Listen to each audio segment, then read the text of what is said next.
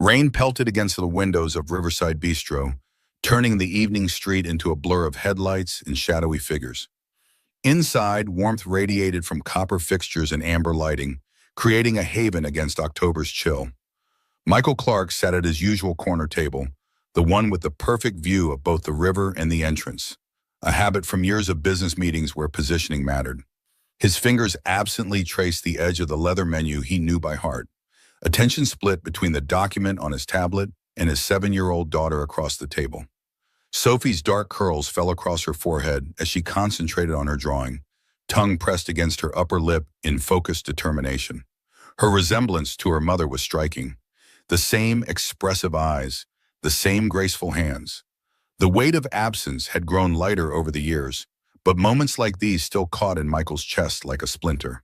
The waiter approached with practiced deference, stance shifting subtly as he recognized the restaurant's most generous tipper. Would Mr. Clark and Miss Sophie be having their usual this evening? Michael nodded, ordering the prime ribeye for himself and chicken tenders for Sophie. His Patek Philippe gleamed under the recessed lighting as he handed back the menu, a 48th birthday gift to himself that cost more than his first car. Sophie looked up from her drawing, eyes brightening. "Daddy, look, I made your building." She turned the paper to reveal a towering rectangle with countless tiny windows, a stick figure with spiky hair at the very top. "That's you in your office watching over the whole city." A smile softened the hard angles of Michael's face. The Clark Consulting Building wasn't quite the tallest in the skyline, but it was tall enough. 30 floors of steel and glass housing the financial consulting firm he'd built from nothing. He reached across to straighten Sophie's napkin, his hand momentarily covering hers. "My little artist." "And who's this?" His finger hovered over a smaller figure beside the stick, Michael. "That's me visiting you at work. I'm bringing you lunch because you forget to eat." The observation struck with uncomfortable precision. Michael's assistant had said almost the same thing yesterday, sliding a protein bar onto his desk during his 5th consecutive hour of conference calls. The memory stirred another, far older, counting coins in a paper cup while cradling an infant Sophie, calculating whether he had enough for both formula and a sandwich, deciding his hunger mattered less. The door to the restaurant swung open, carrying with it a gust of rain-scented air and 2 bedraggled figures. The woman appeared first, perhaps mid-30s, her brown hair darkened by rain and pulled back in a practical ponytail. Her blue dress, though clearly inexpensive, had once been carefully selected, the kind found on clearance racks but chosen with pride. Now it clung damply to her slender frame as she ushered in a small girl with blonde curls, both of them clearly unprepared for the sudden downpour. The hostess approached them with a professional smile that faltered slightly as she assessed their appearance against the restaurant's unwritten dress code. The woman spoke quietly, gesturing to the menu displayed near the entrance. Her shoulders tensed as she listened to the response, fingers working small calculations against her palm, a gesture Michael recognized with visceral clarity. The mental arithmetic of poverty was a language written in tightened muscles and averted eyes. The little girl, perhaps 6 or 7, stood patiently beside her mother, water dripping from her second-hand coat onto the polished floor. Her eyes, large and observant, moved across the restaurant before landing on Sophie's plate. The chicken tenders arranged in a golden fan, the heap of crisp fries, the small cup of ketchup, an ordinary meal that might as well have been a feast. Her small hands gripped the edge of the nearest empty table, knuckles whitening with unspoken hunger. Sophie paused mid-bite, noticing the girl's stare. "Daddy, why is that little girl looking at my food?" Michael followed her gaze, something ancient and familiar twisting in his gut. "Maybe she's just curious, sweetheart." His words felt hollow as memories cascaded through him, standing outside a bakery window with baby Sophie strapped to his chest, the warm glow from inside illuminating pastries he couldn't afford, calculating how many more days until his next interview. The woman opened her purse, a practical, worn thing, and began counting bills and coins, her movements growing increasingly distressed. The hostess leaned closer, voice lowered but tone unmistakable. "Minimum charge per person, business casual required." Perhaps another establishment would be more suitable. Professional words masking the uncomfortable truth. "You don't belong here." The woman's face flushed with a complicated mixture of embarrassment and resignation. She whispered something to her daughter, who nodded with the solemn understanding of a child accustomed to disappointment. They turned toward the exit, the woman's arm protectively around the girl's shoulders. Michael stood before he'd fully formed the thought to do so. "Excuse me, sweetheart. Be right back." Sophie nodded, accustomed to her father's occasional business interruptions. He moved across the restaurant with practiced ease, the kind of confident stride that parted crowds and commanded boardrooms, reaching the entrance just as the woman pushed the door open. "Excuse me, please, wait." The woman froze, her back stiffening before she turned. When she faced him, Michael was struck by the cold wariness in her eyes. Not the embarrassment he expected, but something harder. The defensive posture of someone who had learned to expect the worst from strangers, especially well-dressed ones who approached her in moments of vulnerability. "I thought perhaps you and your daughter would like to join us for dinner." "My treat. We have plenty of room at our table." The words came out smoothly, the same calm authority he used in negotiations, but something in her expression told him this approach was already failing. "No." The single syllable fell between them, sharp and final. "We're fine. I didn't mean to offend. I just thought—" I said, "We don't need your charity." Something like pain flashed behind her eyes, quickly suppressed. "Thank you, but no." She tugged her daughter's hand. "Come on, Lily." The little girl, Lily, looked back over her shoulder, eyes finding Sophie's table once more before the door closed behind them. Michael stood motionless, an unfamiliar sensation washing over him, the rare experience of having an earnest offer flatly rejected. He watched through the rain-streaked window as they hurried down the sidewalk, the woman's hand still gripping her daughter's tightly. His mind replayed the interaction, analyzing what he could have said differently, the professional problem solver in him unable to accept the failure. There had been something in the woman's eyes that went beyond immediate financial distress, a story he couldn't quite read, but recognized nonetheless. The look of someone who had been burned by kindness before, who had learned that help always came with strings attached. He returned to the table where Sophie waited, her observant eyes tracking his expression. "Is the little girl okay, Daddy?" "I hope so, sweetheart." Michael sat down, his appetite diminished. From the window, he could no longer see the pair in the deepening evening gloom. "I think they were just having a rough day." Sophie pushed a chicken tender to the edge of her plate. "We could have shared." The simple compassion in his daughter's voice tugged at something deep in Michael's chest. Yes, we could have. The reflection of his own face in the dark window stared back at him. Successful, polished, respected. He had built his life around solving problems, yet couldn't solve this one simple interaction. His phone vibrated with an incoming email. The CFO, Tom Reed, with the latest projections for tomorrow's board meeting. The real world intruding, demanding his attention back to the crisis at Clark Consulting. Michael took a final look at the rainy street before turning his focus to the screen, already mentally preparing his defense of the company's values against the growing pressure to cut costs at any price. The Clark Consulting building dominated the southern corner of the financial district, its glass facade reflecting the morning sunlight like a sword thrust into the city's heart. Michael's corner office on the 30th floor offered a panoramic view of the skyline he'd once only seen from street level. The space was designed to impress, minimalist furniture of brushed steel and leather, modern art selected by a consultant, family photos arranged with tasteful restraint. Michael stood at the floor-to-ceiling window, watching the city awaken beneath him. Sleep had evaded him, his mind circling between the quarterly projections, the woman from the restaurant, and William Foster's recent health concerns. The three problems seemed disconnected, yet they tangled together in his thoughts, each pulling at different parts of his past and present.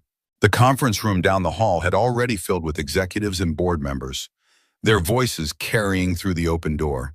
Tom Reed's distinctive baritone rising above the others, making his case for strategic workforce reduction with the practiced ease of someone distanced from the consequences. Michael's hand tightened around his coffee cup. 15 minutes until he needed to be in that room, defending a vision that increasingly felt under siege. His assistant knocked softly before entering, a folder of updated numbers in hand. "The Westlake contract projections you asked for, sir," and Mr. Foster called again. "He'd like you to visit when you have time." Michael nodded, taking the folder. How did he sound? "Tired, sir. but he insisted it wasn't urgent. The non-urgency was precisely what concerned Michael. William Foster never asked for anything unless it was absolutely necessary, a trait Michael had both admired and adopted from his former mentor. He placed the folder on his desk, his eyes falling on the framed photograph he kept positioned where only he could see it. A much younger Michael in a dishwasher's apron standing beside William outside the Cornerstone Grill. Both smiling, Michael holding infant Sophie wrapped in a second-hand blanket, William's hand on his shoulder. The memory was vivid. Being hired despite having no experience, no references, and an infant daughter. William's gruff kindness offering not charity, but opportunity. The small apartment above the restaurant that came with the job. The flexible hours that allowed him to care for Sophie. The encouragement to take night classes. The investment in his first business venture with no expectation of repayment. We don't climb alone, son. When you make it, you send the elevator back down. That's how it works. Tom Reed's voice grew louder in the hallway, pulling Michael back to the present crisis. The Anderson contract renegotiation was failing. Their largest client was threatening to pull out unless Clark Consulting slashed rates, which would require laying off at least 20% of the staff. The board was divided, with Tom leading the faction pushing for immediate cuts to preserve profitability. Michael gathered the folder and his tablet, straightening his tie before stepping into the corridor. The conversation in the conference room halted as he entered, faces turning toward him with expressions ranging from respect to barely concealed frustration. Tom stood at the whiteboard, marker in hand, beside a graph showing declining revenue projections. Before we continue, I'd like to remind everyone what this company stands for. Michael's voice cut through the tension, calm but unyielding. We built Clark Consulting to help people navigate financial challenges without sacrificing their values. I won't sacrifice ours for short-term profits. Tom capped his marker with deliberate precision. With respect, Michael, principals don't pay salaries. If Anderson walks, we lose 28% of our revenue overnight. The math isn't complicated. Neither are our options. We renegotiate with Anderson without sacrificing our team. We find efficiencies elsewhere. We accept lower margins temporarily while we diversify our client base. The board chairman cleared his throat. The shareholders invested in a company with values. Michael placed his palms on the table, leaning forward slightly. I have never promised the highest possible returns at any cost. I promised sustainable growth built on treating people right, our clients and our employees. The debate continued for nearly 2 hours, voices rising and falling, projections displayed and challenged. Michael held firm against the pressure, though he felt the ground shifting beneath him. When they finally adjourned without resolution, Tom lingered behind, his expression carefully neutral. This isn't personal, Michael. It's business. The market doesn't reward sentiment. Michael gathered his notes, meeting Tom's gaze directly. I built this company because I experienced firsthand what happens when people are treated as disposable. That's not sentiment, Tom. It's purpose. His phone vibrated, William's number appearing on the screen. I need to take this. Tom nodded and withdrew as Michael answered the call, his mentor's voice sounding frailer than he remembered. The Westside apartment complex had once been middle-class housing, its brick facade and modest landscaping aimed at young professionals starting families. Now it sagged with neglect, security doors perpetually broken, hallway lights flickering or dark, walls bearing the palimpsest of hasty repairs over growing structural problems. Jessica Morgan climbed the stairs to the 3rd floor, each step a conscious effort after her double shift at Westlake Cafe, her feet aching in the sensible shoes she'd bought secondhand. The key stuck in the lock as usual, requiring the particular jiggle she'd perfected over the past 8 months. Inside, Mrs. Patel from next door sat at the small kitchen table with Lily, overseeing homework. The elderly woman smiled as they entered, gathering her crocheting. She's a good girl, finished all her math. Very smart. Jessica's exhaustion lightened at the sight of her daughter, blonde curls falling across her forehead as she concentrated on her worksheet. Thank you for watching her, Mrs. Patel. I don't know what we'd do without you. Mrs. Patel waved away the thanks, patting Jessica's arm as she left. No trouble? My grandchildren all grown up now? I miss having little ones around. When the door closed, Jessica slipped off her shoes with a grateful sigh. then moved to kiss the top of Lily's head. "How was school today, sweetheart?" Lily looked up, her blue eyes, so like her father's, brightening. "I got a gold star on my reading, and Mrs. Wilson says I'm the best helper with the class turtle." Jessica smiled, shrugging off her damp coat and hanging it near the radiator that clanked and sputtered, but provided just enough heat to take the edge off the apartment's perpetual chill. "That's wonderful. Are you hungry? I brought us some soup from the cafe." She moved to the kitchenette, removing 2 slightly dented containers from her bag. The cafe owner allowed staff to take leftover soup at the end of shifts. Not officially, but with a deliberate blind eye that Jessica accepted with quiet gratitude. She warmed the containers in their temperamental microwave, the smell of vegetable beef filling the small space. As they ate at the wobbly table, Jessica listening to Lily's detailed account of classroom turtle care, her eyes drifted to the small box on the highest kitchen shelf. Inside lay her nursing credentials, her hospital ID badge, letters of recommendation, artifacts from a career that had once defined her, now carefully preserved but unused. 2 years since she'd worn scrubs or checked a patient's vitals. 2 years since James Collins had ensured no hospital in the region would hire her. She pushed the memory away, focusing instead on Lily's animated description of recess games. The rain had stopped, so they'd played freeze tag until Billy Jenkins fell and scraped his knee. "I showed everyone how to make a cold compress, like you taught me, Mama. Mrs. Wilson said I might be a doctor someday." Jessica's throat tightened. "You can be anything you want to be, sweetheart." Her fingers brushed Lily's curls, silently adding the qualification that haunted her, "if we can ever afford it." After dinner, Lily changed into pajamas with worn elbows while Jessica checked their calendar. Tomorrow was payday, and the mental ledger in her head had already allocated every dollar. Rent, utilities, the payment plan on Lily's last medical bill, groceries. Nothing left over again.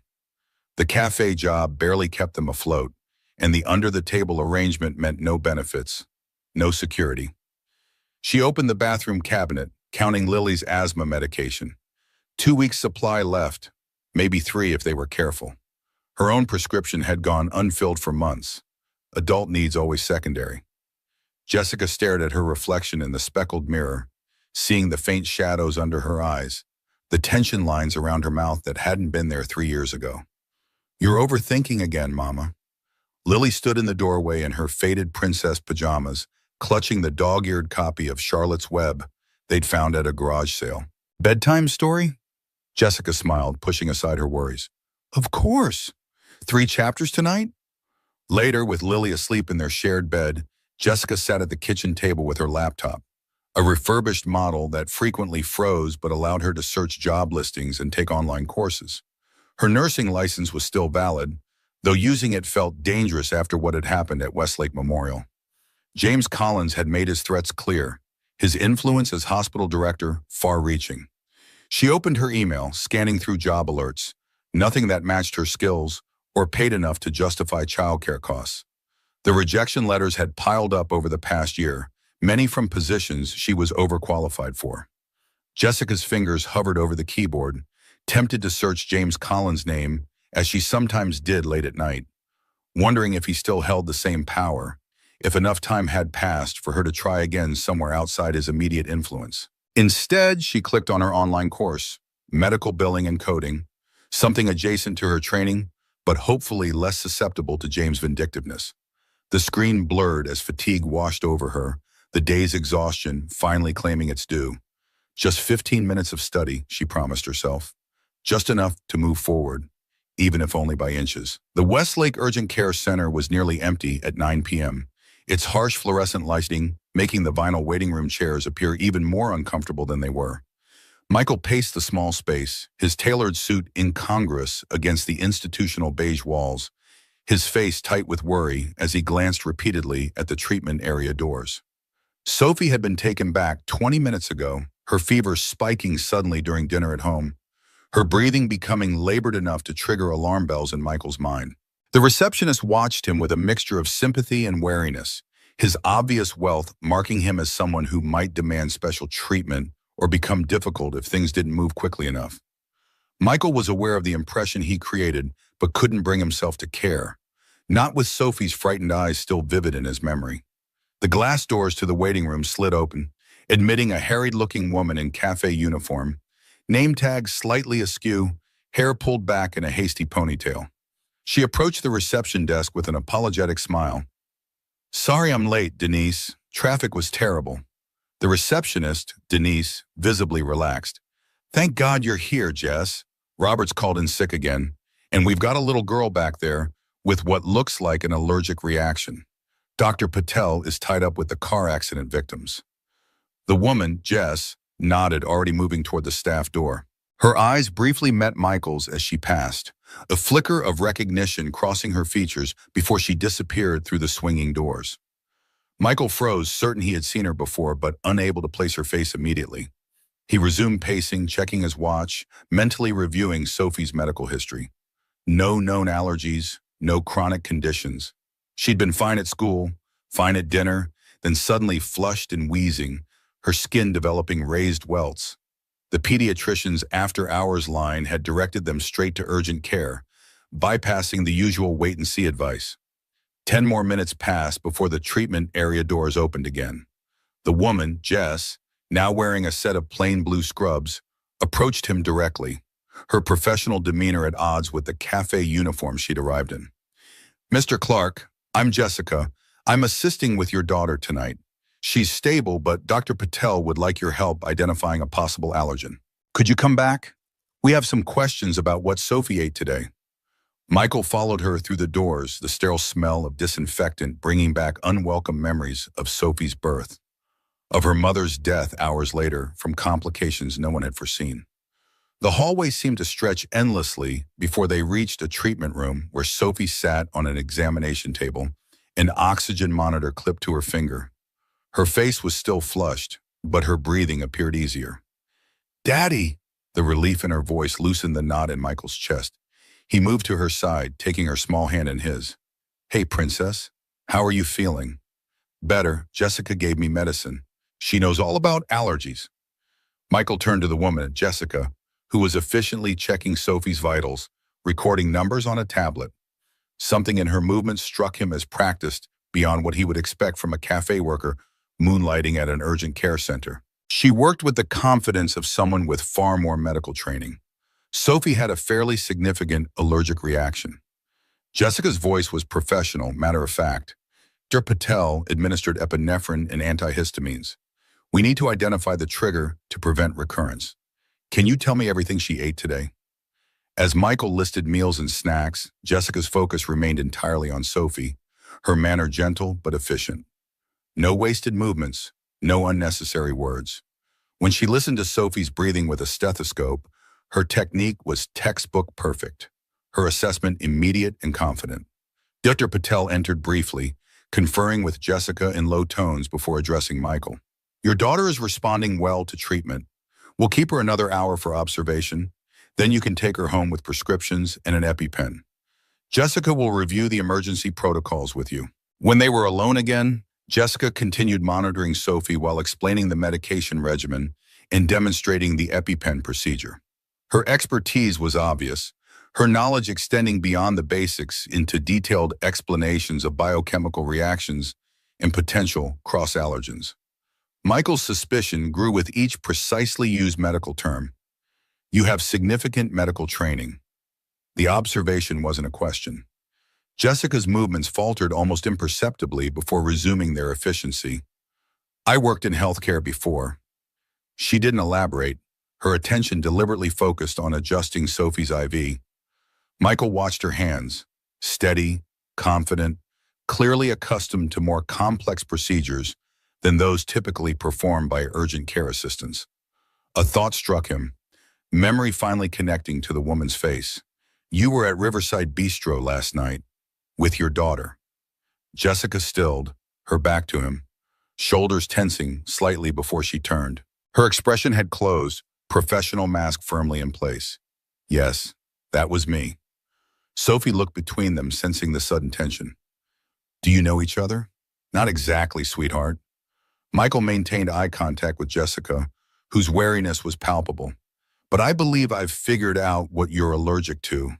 There were pine nuts in the pesto sauce on my pasta. You must have tried a bite when I wasn't looking. Jessica nodded, noting this on the tablet. That would explain the reaction timeline. She hesitated, then added, pine nut allergies can be quite serious. You should follow up with an allergist for comprehensive testing. The door opened as Denise, the receptionist, leaned in. Jessica, we need you up front. New admission. Jessica nodded, placing the tablet on a side table. Dr. Patel will check in again before discharge. Please press the call button if Sophie experiences any new symptoms. Her voice was carefully neutral, her eyes avoiding Michael's as she left the room. Sophie leaned against her father's arm, drowsy from the medication. That lady was nice. She told me her daughter likes to draw pictures of butterflies too. Michael smoothed Sophie's hair, his mind working through the puzzle that was Jessica. She wasn't just a cafe worker helping out at urgent care. Her medical knowledge was too extensive, her clinical skills too refined. A former nurse or perhaps even a physician assistant working far below her qualifications, and apparently concerned about him knowing her background. When Dr. Patel returned an hour later to discharge them, Michael casually inquired about Jessica. The doctor's response was offhanded. She fills in sometimes, helps with administrative work, very capable. The deliberate vagueness confirmed Michael's suspicion that something unusual was happening with Jessica's employment situation. As they prepared to leave, Michael caught a glimpse of Jessica at the reception desk, phone pressed to her ear, expression tense. He heard fragments of her conversation. I know it's late. Yes, I'll work the extra shift. No, it's fine. I need the hours. Before she noticed his attention and turned away. Outside in the parking lot, buckling a sleepy Sophie into her booster seat, Michael found himself unable to shake the image of Jessica's face. The same wariness he'd seen at the restaurant, but now layered with something like fear when she realized he'd recognized her. His executive mind, trained to assemble disparate facts into coherent patterns, began constructing theories about what might have driven a clearly skilled medical professional into hiding her qualifications while working multiple low-paying jobs. The next morning, Michael sat in his office reviewing Sophie's discharge paperwork while his assistant rescheduled his meetings. The allergist referral form listed the attending physician, and below that, J. Morgan, clinical assistant. Finally, a last name. He stared at the signature, its confident strokes betraying years of medical documentation experience. His tablet chimed with a calendar reminder, the Anderson contract review in 20 minutes. He should be preparing his counter-arguments against Tom's cost-cutting proposals. Instead, he found himself typing Jessica Morgan nurse into a search engine. The results were too numerous to be useful without more specific parameters. On impulse, he picked up his phone. William Foster's gruff voice answered on the third ring, sounding stronger than during their last call. William, it's Michael. I need a favor. You still have contacts on the Westlake Memorial Hospital board, right? 30 minutes later, Michael stared at his tablet, reading the article William had sent. The headline was understated. Westlake Memorial addresses medication protocol concerns. The content was deliberately vague, referencing an internal review of pharmaceutical ordering procedures following a staff complaint. No names were mentioned, but the timing corresponded to a leadership change approximately 2 years ago, when James Collins had been appointed hospital director. Michael scrolled through related news items, finding nothing that explicitly connected to Jessica Morgan. A deeper search required resources beyond casual Googling. He messaged his company's research department, requesting a discrete background assessment, framing it as pre-employment due diligence. By afternoon, a comprehensive file appeared in his secure inbox. Jessica Morgan, 36, registered nurse, former emergency department charge nurse at Westlake Memorial, with an exemplary record until her abrupt resignation 2 years ago. Multiple commendations for clinical excellence. Single mother to Lily Morgan, age 6. Current employment listed as Westlake Cafe, with occasional administrative work at Westlake Urgent Care. The report noted a significant gap in her employment history immediately following her hospital resignation, including a 3-month period where she and her daughter appeared to have no fixed address. The most interesting detail was buried in public court records. A restraining order Jessica had filed against James Collins, hospital director, which had been subsequently dismissed for insufficient evidence. The coincidence was too precise to ignore. Michael's research was interrupted by his assistant announcing Tom Reed's arrival for their scheduled meeting. He closed the file, shifting mentally to the Anderson contract crisis, but Jessica's story lingered at the edges of his thoughts. The board meeting that followed was tense, with Tom pushing harder for layoffs and several directors beginning to waver in their support for Michael's approach. As evening approached, Michael found himself driving toward Westlake Cafe instead of home, where Sophie was safely with her nanny. The cafe was modest but clean, its large windows revealing a half-filled dining area. Through the glass, he spotted Jessica serving customers, her movements efficient but weary, the same practiced economy he had observed in the treatment room now directed toward balancing plates and refilling coffee cups. He entered, selecting a corner table with a clear view of the entire space.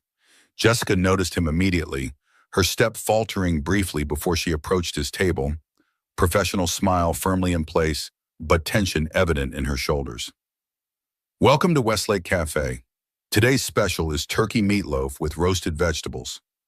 Michael met her eyes directly. "How's your daughter?" "Lily, right?" Jessica's smile froze, her knuckles whitening around her order pad. "She's fine, thank you. Can I get you something to drink while you decide?" "Coffee, black. And I'd like to talk with you.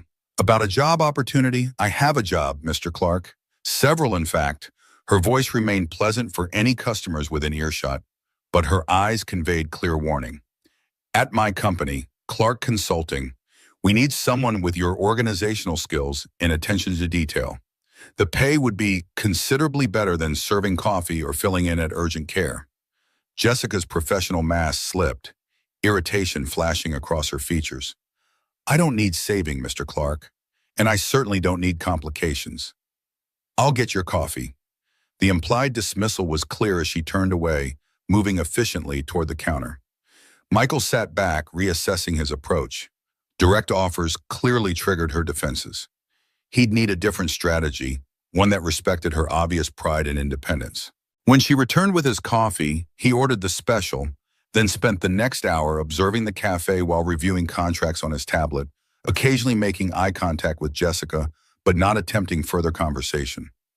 As closing time approached, the cafe emptied except for Michael and an elderly couple lingering over pie. Jessica began wiping down vacant tables, her movements betraying increasing fatigue as the shift stretched on. Michael's phone rang, Sophie's nanny reporting that his daughter wanted to say goodnight.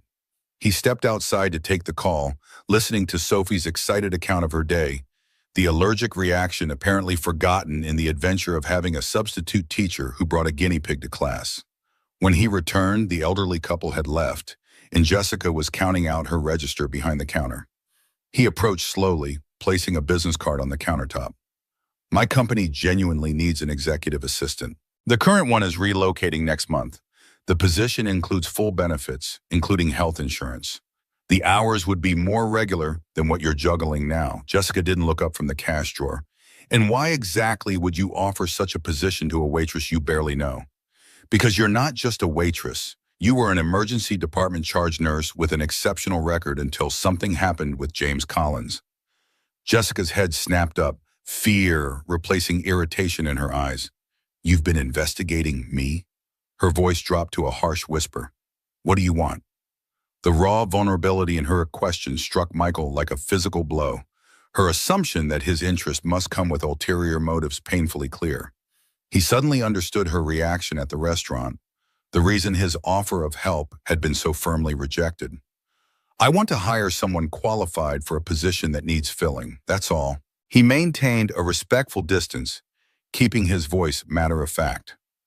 "My daughter had a severe allergic reaction, and you provided exceptional care. You have organizational skills, attention to detail, and the ability to remain calm under pressure. Those are valuable traits in any industry." Jessica's laugh held no humor. "You make it sound so simple." Her hands resumed counting bills, movements precise despite her agitation. "Life isn't that convenient, Mr. Clark. People don't just offer perfect jobs to strangers without expecting something in return. William Foster hired me as a dishwasher when I was living in my car with an infant daughter." Michael hadn't planned to share this, but something told him transparency might be the only way through her defenses. No experience, no references, obviously desperate. He gave me a job, an apartment above the restaurant, flexible hours so I could care for Sophie. He later invested in my first business venture without taking equity. Some people actually do help without hidden agendas. Jessica finished counting, noting the total on a slip before looking up at him with guarded assessment. Even if that's true, why would you take such an interest in my situation? Because I've been where you are. Not exactly, but close enough to recognize the look. He gestured to the business card on the counter. The job is real, the salary is competitive. You'd be good at it. That's the extent of my interest. She didn't reach for the card, arms crossing defensively. And James Collins? Did your investigation tell you about him? Only that you filed a restraining order that was dismissed. The details weren't public record. Jessica's gaze dropped to the counter, internal conflict visible in her expression. Her voice, when she finally spoke, was barely audible. I was a charge nurse. I noticed discrepancies in the controlled substance logs, expensive medications going missing, replaced with diluted versions. I reported it through proper channels. The investigation led to James. He was selling the originals on the side. He was also on the hospital board, friends with the chief of medicine. They buried the investigation, painted me as disgruntled, incompetent. He told me if I pursued it, he'd make sure I never worked in healthcare again. He kept that promise. The manager emerged from the back, keys jingling. Jessica, you can head out. I'll finish the closing paperwork. She nodded, untying her apron and reaching for her coat. Michael stepped back, giving her space. She finally picked up his business card, examining it for a long moment before slipping it into her pocket without commitment. I'll think about it. That's all I can promise. Her tone made it clear she expected to find some catch, some reason to ultimately decline. That's fair. The job is yours if you want it. No strings attached. Jessica's expression remained skeptical as she gathered her purse. They walked out together into the cool evening air, an awkward silence stretching between them until Jessica glanced at her watch and muttered a curse under her breath. Problem? Michael asked. My sitter can only stay until 9. It's almost that now, and the bus won't get me home in time. She pulled out her phone, scrolling through contacts with a frustrated sigh. I can give you a ride. She looked up sharply, wariness returning full force. No, thank you. I'll figure it out. Her instinctive rejection of his help was both frustrating and understandable. Michael was about to press the point when his phone chimed with a text message. He glanced at the screen, a photo of Sophie, already asleep, with a message from the nanny saying she could stay overnight if needed since it was Friday. An idea formed, offering a different approach. I understand your caution, but I'm heading home to my daughter, and dropping you off would take 15 minutes. You'll save cab fare and get home to your daughter faster. No strings, no expectations, just a practical solution to a practical problem. Jessica hesitated, clearly weighing her limited options against her distrust. The conflict played across her face, pride versus practicality, suspicion versus necessity.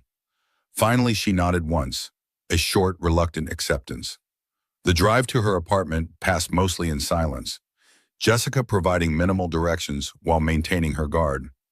When they arrived at the rundown complex, Michael kept the engine running, making no move to exit the car, a deliberate signal that he wouldn't attempt to follow her inside.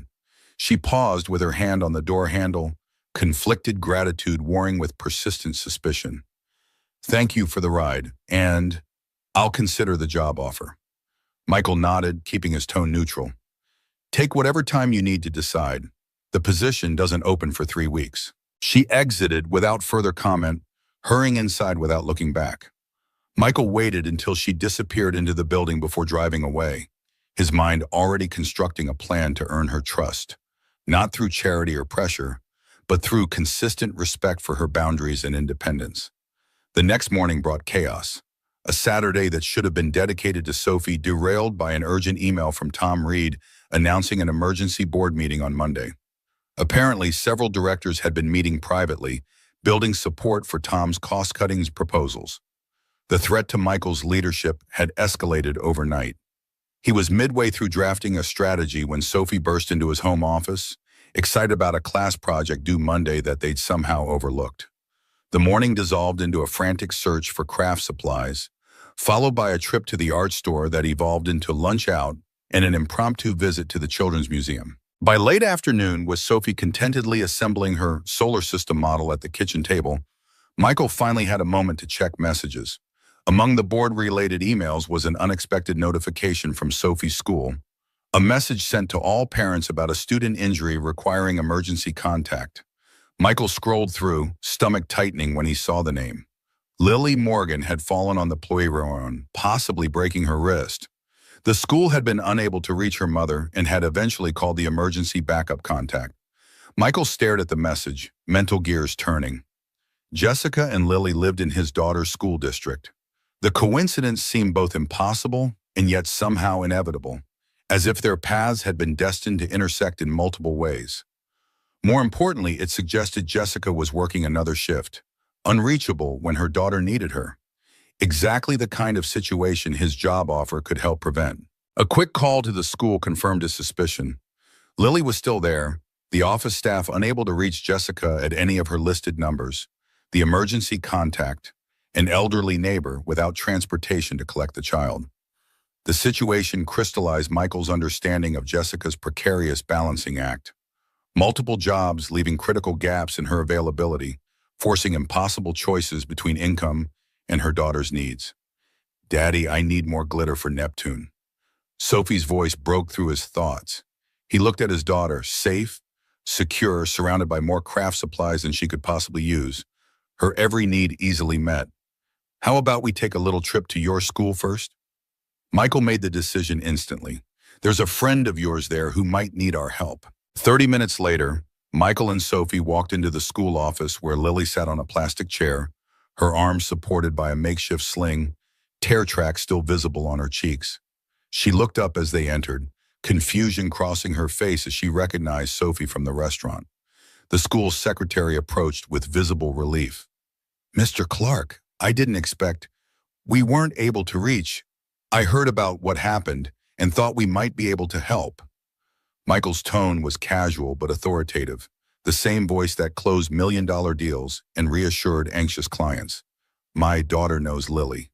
Sophie, taking this as absolute truth rather than convenient fiction, immediately sat beside Lily with the easy confidence of childhood. "I like your butterfly beret. Is your arm hurting? When I broke my finger last year, the doctor gave me a purple cast. What color would you want?" Lily's wariness softened at Sophie's friendly chatter. "Pink, or maybe yellow." The secretary hesitated. "Mr. Clark, we haven't been able to reach Ms. Morgan. Hospital authorization requires a parent or guardian." Michael nodded understanding. "Have you tried Westlake Cafe? I believe she's working there today." "We called all her listed numbers. The elderly woman listed as emergency contact doesn't drive. We were considering calling child services as a last resort. That won't be necessary." Michael's voice hardened slightly. "I know Ms. Morgan professionally. She's a responsible mother working multiple jobs to support her daughter. I can take Lily to the urgent care center and continue trying to reach her mother." The secretary's relief was palpable. Child services calls meant paperwork and potential complications. "Still, protocol required verification. We would need some confirmation of your connection." Michael pulled out his phone, showing the secretary Jessica's contact information in his address book. He dialed the number, unsurprised when it went to voicemail. "Jessica, it's Michael Clark. Lily's had an accident at school. Nothing life-threatening. Just a possible sprained wrist. The school couldn't reach you. Sophie and I are with her now. We'll take her to Westlake Urgent Care and wait for you there. Please call when you get this." The message complete, he turned back to the secretary. "I'll sign whatever forms you need, accepting full responsibility for getting Lily appropriate medical care until her mother can be reached." 20 minutes of paperwork later, Michael helped Lily into his car alongside Sophie, who had appointed herself official cheerer-upper, showing Lily pictures of different casts on his tablet. The girls chatted easily, finding common ground in favorite animals and disliked vegetables, the natural resilience of childhood bridging their vastly different circumstances. At Westlake Urgent Care, the receptionist recognized Michael from Sophie's visit, expediting Lily's registration. While the girls sat in the waiting area, Michael approached the desk with a quiet question. "Is Jessica Morgan working here today?" The receptionist checked a schedule, then shook her head. "Not until tomorrow night. She works Saturdays at the cafe until 4, then usually picks up a few hours at the Mitchell Hotel doing evening turn-down service. Michael nodded thanks, returning to the girls as a nurse called Lily's name. He accompanied her into the examination room, answering the nurse's questions as best he could while Sophie held Lily's uninjured hand. X-rays confirmed a sprain rather than a fracture, requiring only a brace and ice rather than a cast. Disappointing news to both girls who had been discussing cast decoration strategies. As they waited for discharge paperwork, Michael's phone finally rang, Jessica's number flashing on the screen. He stepped into the hallway to answer, hearing the panic in her voice immediately. "Where's Lily? What happened? I just got your message. Is she okay?" "She's fine. Minor wrist sprain, no fracture. We're at Westlake Urgent Care waiting for discharge." Jessica's breathing was rapid, stress evident. "I'm leaving work now. The manager wouldn't let me check my phone until break. I'm 15 minutes away." "Take your time. She's safe, in good spirits. Sophie's keeping her entertained." A moment of silence followed, Jessica clearly processing both relief and the complicated reality of being indebted to someone she was determined not to trust. Thank you. I'll be there as soon as possible." When Jessica arrived, practically running into the urgent care center, her professional composure had completely vanished. She spotted Lily sitting with Sophie in the waiting room, both girls drawing with crayons provided by a sympathetic nurse, and rushed forward, dropping to her knees to examine her daughter. "Baby, are you okay? Let me see your arm. What happened?" Lily held up her braced wrist proudly. "I fell off the monkey bars, but Dr. Lewis says it's just a sprain. No cast, but she gave me a special brace and a popsicle." Jessica pulled Lily into a careful hug, closing her eyes briefly, the relief of a mother confirming her child's safety with her own eyes. She looked up to find Michael standing nearby, his expression carefully neutral. Sophie at his side. "The doctor said to ice it tonight and keep it elevated. The discharge papers have follow-up instructions." Michael handed her a folder from the checkout desk. "Everything's been taken care of." Jessica stood, one arm still around Lily's shoulders, her expression complicated, gratitude warring with discomfort at being in his debt. "You didn't have to do this. I would have figured something out." "I know you would have, but this was simpler." Sophie tugged at Michael's sleeve. "Daddy, can Lily and Mrs. Morgan come see my solar system project? I told Lily about the special glowing paint we use for the stars." Before Michael could respond to Sophie's innocent suggestion, Jessica shook her head. "We need to get home, but thank you for the invitation. Maybe another time." She hesitated, clearly struggling with what to say next. "I don't know how to thank you for this. You don't need to thank me." Michael kept his tone matter of fact, recognizing that her pride was as important to protect as her daughter. Anyone would have done the same. No, they wouldn't have. Jessica's voice was quiet but certain. Most people would have let the school call child services. Her eyes met his directly for the first time without suspicion or fear. Something like reluctant respect replacing her usual wariness. "I'd like to hear more about that job opening, if the offer is still valid." Michael nodded, careful to keep any hint of triumph from his expression. "It is. How about Monday morning at my office? 9 o'clock? I'll be there." Her voice strengthened, decision made. "Thank you, Mr. Clark." "Michael, please." Jessica almost smiled. Not quite, but close enough that he could imagine what it might look like when genuine. "Michael, then. Come on, Lily, let's get you home." As they walked toward the exit, Lily turned back to wave at Sophie with her good hand. Sophie waved enthusiastically in return, calling out promises to show Lily her art supplies next time. Michael watched Jessica guide her daughter through the doors, her back straight, head high despite the cafe uniform, and obvious exhaustion. Not accepting charity, but perhaps finally willing to accept opportunity. Monday morning arrived with fresh challenges. The board meeting looming, Tom Reed's faction growing stronger, the Anderson contract hanging in the balance. Michael arrived early, preparing his defense of the company's core values while his assistant organized supporting documents. At precisely 9, Jessica arrived wearing what was clearly her best outfit, a simple navy dress, professionally appropriate, but showing signs of careful repair at one seam. The interview was a formality. Michael had already decided to hire her, and Jessica seemed to sense this, answering his questions with increasing confidence. Her medical background, she pointed out, had taught her precise documentation, crisis management, and coordination between multiple stakeholders, all transferable skills. When he described the executive assistant role in detail, she took notes, asking insightful questions about systems and procedures. As they concluded, Michael handed her an employment contract with a starting salary that made her eyes widen slightly before she controlled her expression. This is more than the position typically pays, isn't it? It's within market range for someone with your level of organizational experience. He kept his voice professional, offering her dignity rather than charity. The contract includes comprehensive healthcare benefits for you and Lily, effective immediately upon signing.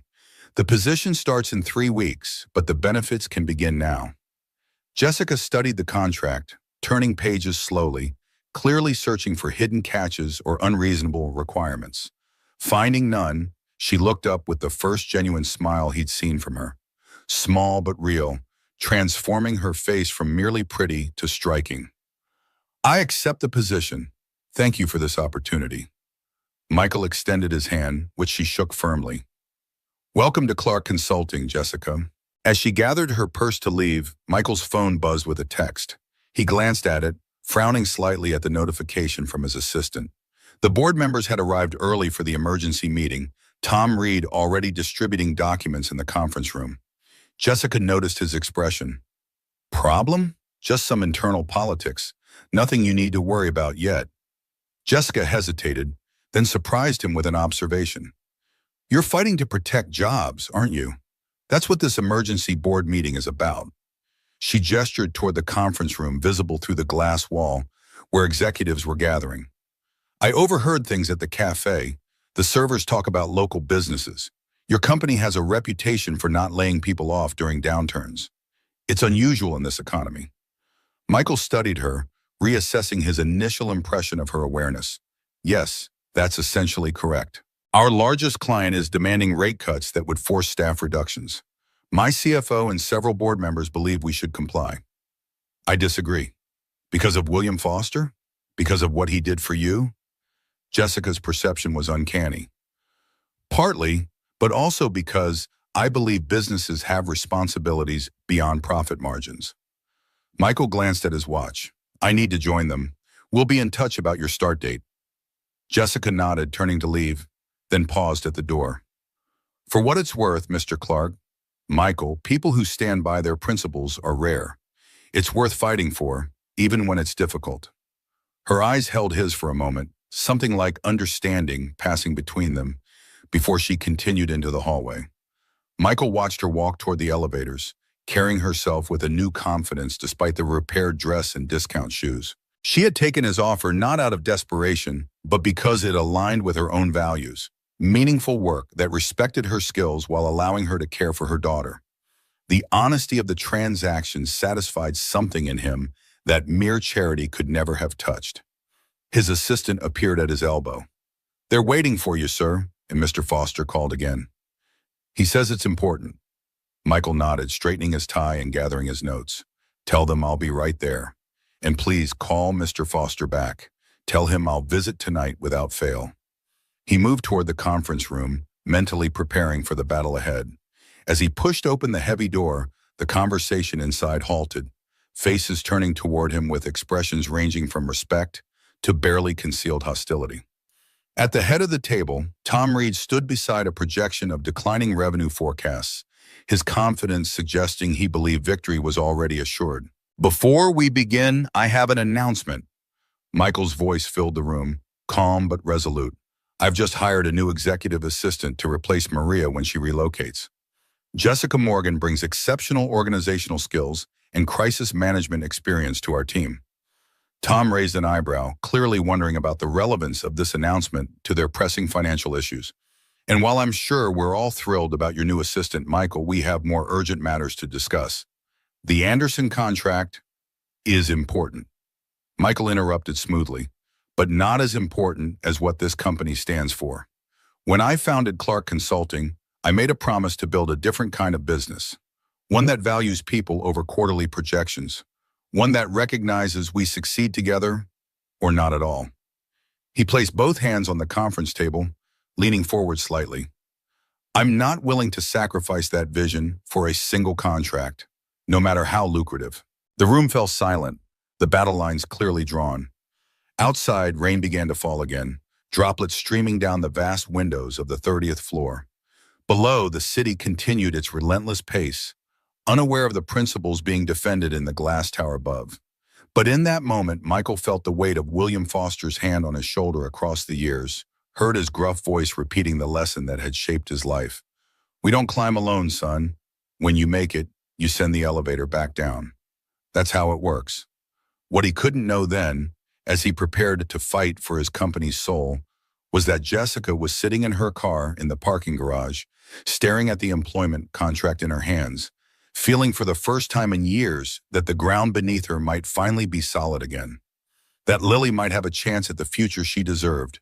That trust, so thoroughly broken by James Collins, might possibly be rebuilt, one careful step at a time. The rain continued to fall, connecting them even in separation. The man who had climbed from nothing to build his own tower, and the woman who had lost everything for doing what was right. Different paths leading somehow to the same crossroads where opportunity met integrity, where past pain opened the door to future healing. Neither of them could see the full journey ahead, but in that moment, they had each taken the first step, not in perfect trust, not without fear, but with cautious hope that something broken might yet be made whole again. Jessica stood motionless before the imposing glass entrance of Clark Consulting, watching her reflection waver in the polished surface. 3 weeks had passed in a blur of notice periods and preparations. Her vintage gray suit, purchased from a consignment shop and carefully altered the night before, felt like armor against the corporate world she was about to enter. The weight of the leather portfolio Michael had sent as a welcome gift hung heavy in her grip, a tangible symbol of expectations she wasn't certain she could meet.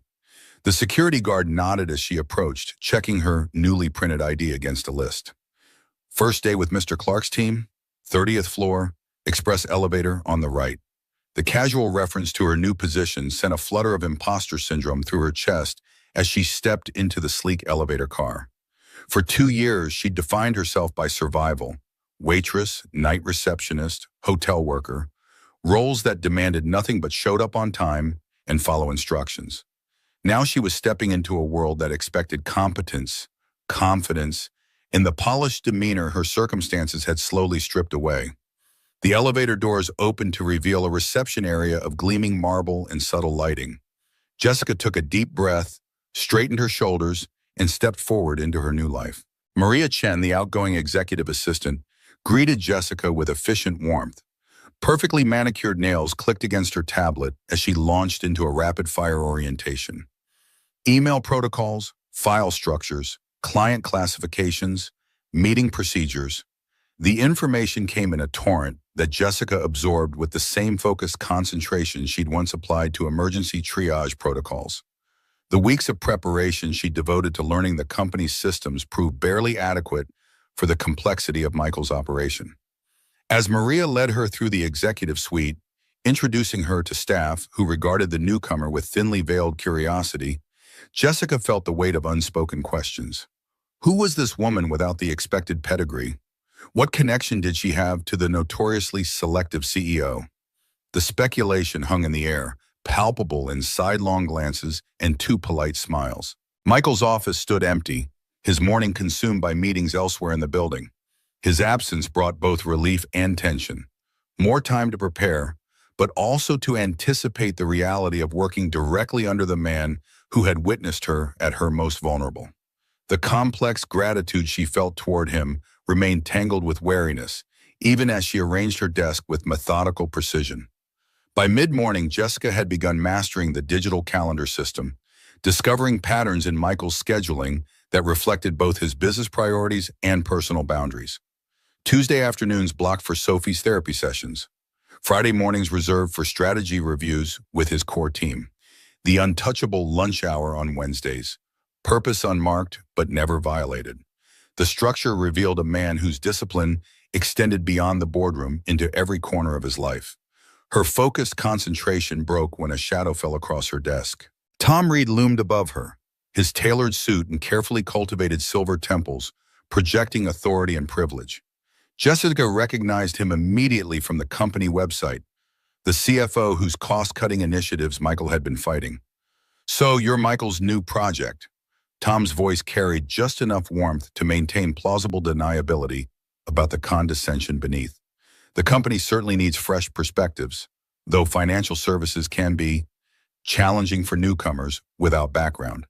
If you need any help understanding the basics, my assistant can recommend some introductory resources." Jessica met his gaze steadily, her emergency room experience with entitled surgeons serving her well. "That's very thoughtful, Mr. Reed. I've been reviewing the quarterly projections this morning. Your team's analysis of depreciation schedules is particularly thorough. If I have questions about the modified, accelerated cost recovery system you've implemented, I'll be sure to reach out." The flicker of surprise in Tom's eyes confirmed her strategy had landed as intended. The financial terminology, absorbed during late nights of research into the company's public filings, established boundaries he hadn't expected to encounter. He retreated with a thin smile, leaving Jessica to release the breath she'd been holding. First test passed, but the day had barely begun. Maria returned with a stack of files, her expression sympathetic. "Mr. Reed likes to establish the pecking order early." "You handled that well." She placed the files on Jessica's desk, lowering her voice. "These are the Anderson contract documents. Mr. Clark wants you to familiarize yourself with them before tomorrow's meeting.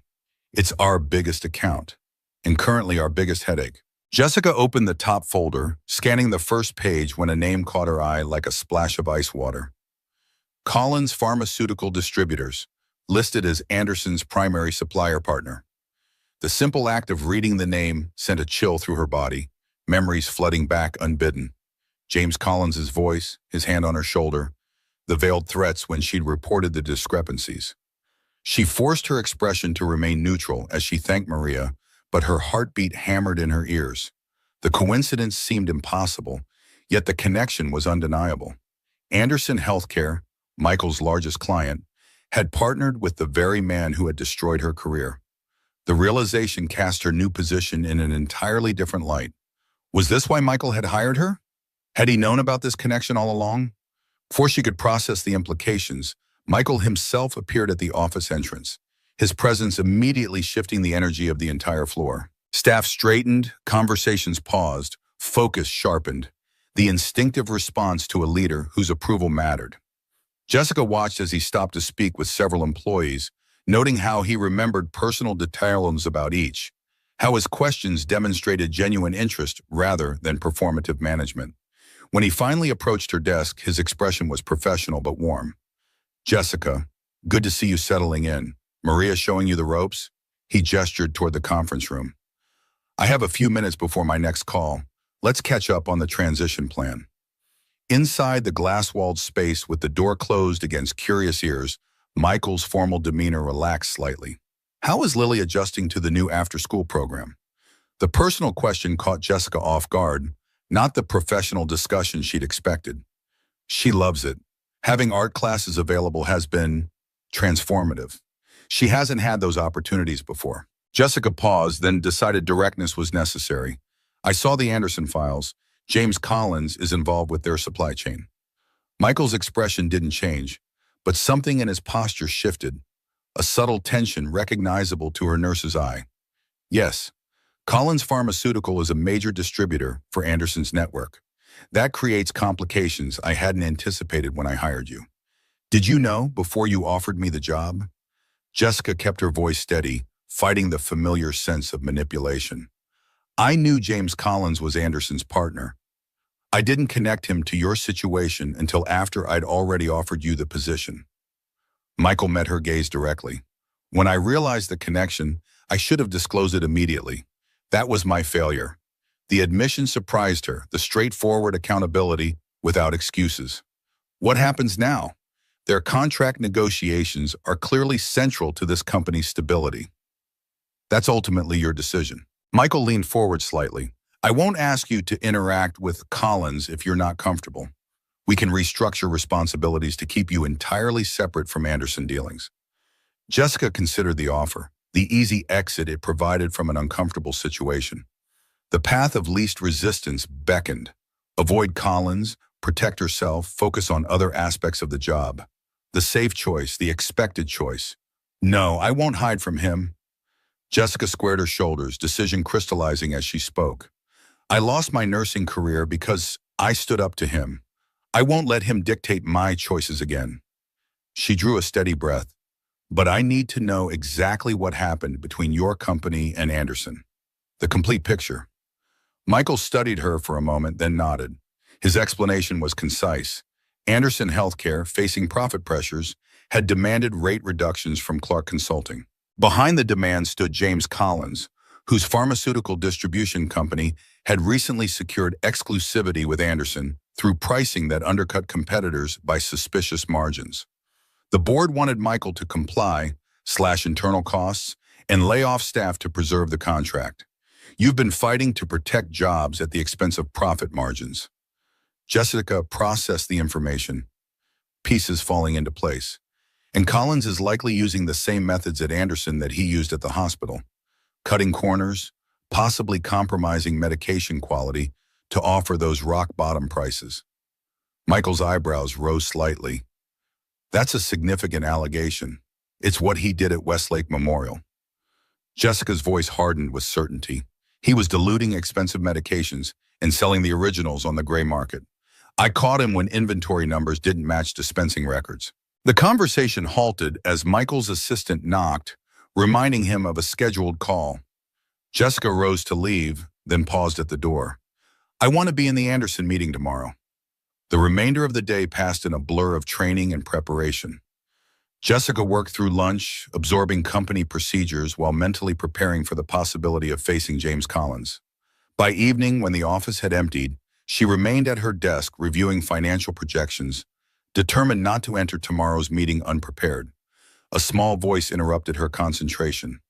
Sophie stood in the doorway, backpack over one shoulder, curiously examining the woman at the desk where Maria usually sat.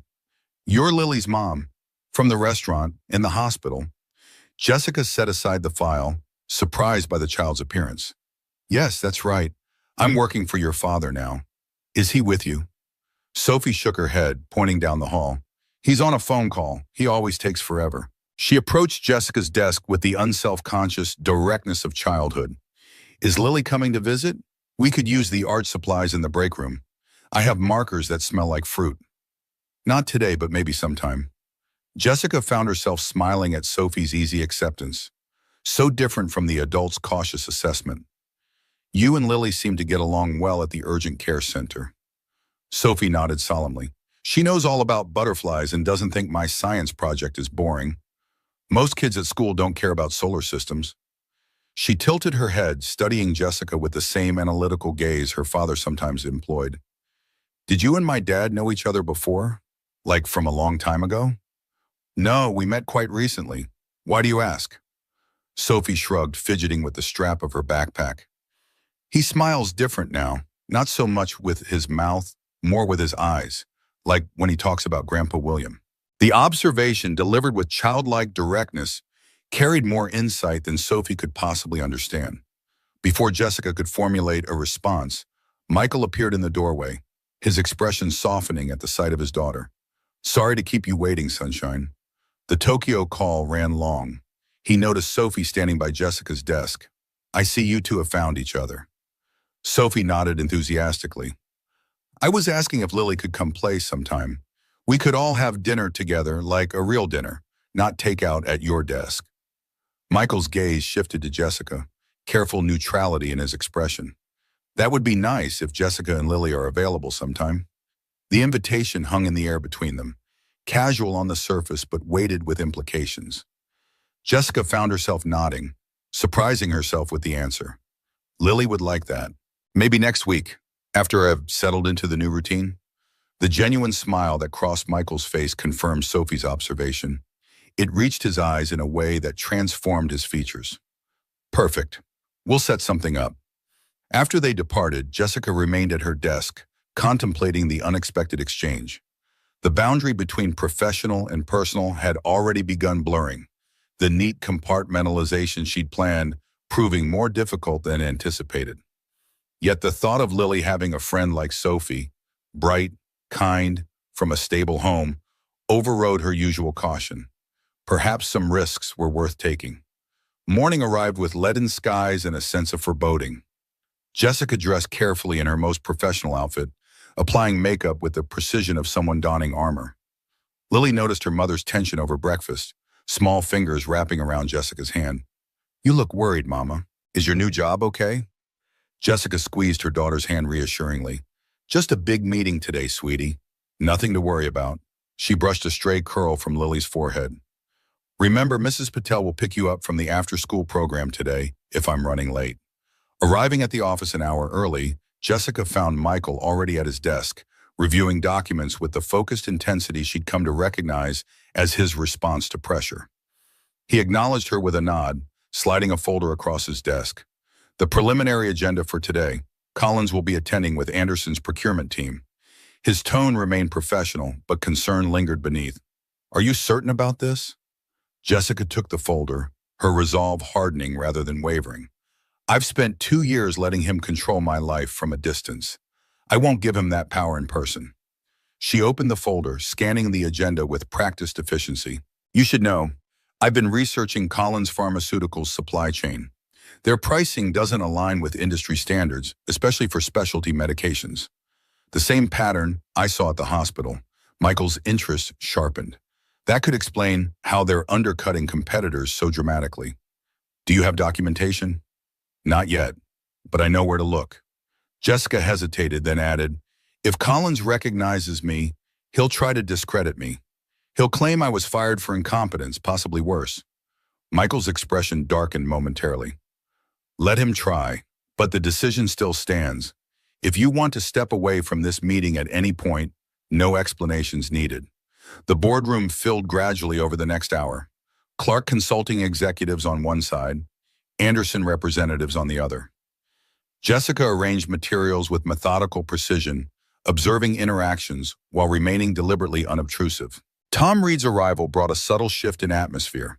His confident stride and easy familiarity with the Anderson team suggesting alliances Michael might not be aware of. At precisely 10 o'clock, the final participants arrived. James Collins entered the room with the practiced charm and calculated presence Jessica remembered all too well. Expensive suit, perfect smile, the kind of polished exterior that hid the rot beneath. His gaze swept the room in standard assessment until it reached Jessica, where it stopped, flickered with confusion, then hardened into recognition. The momentary break in his composure lasted only seconds before the professional mask returned, but Jessica had seen it. The flash of alarm quickly concealed. He hadn't expected her here in this room in this position. The advantage of surprise was hers, however temporarily.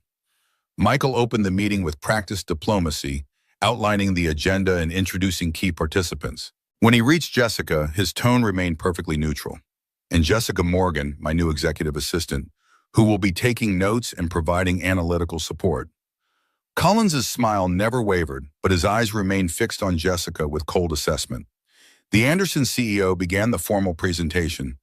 Market pressures, cost containment imperatives, the need for vendor partners to share the burden through rate reductions.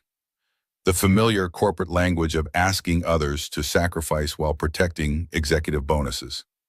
Jessica focused on her tablet, documenting key points while analyzing the financial projections Anderson had provided. Something in the pharmaceutical cost analysis caught her attention. Figures that didn't align with standard industry metrics, margins too thin for sustainable quality control.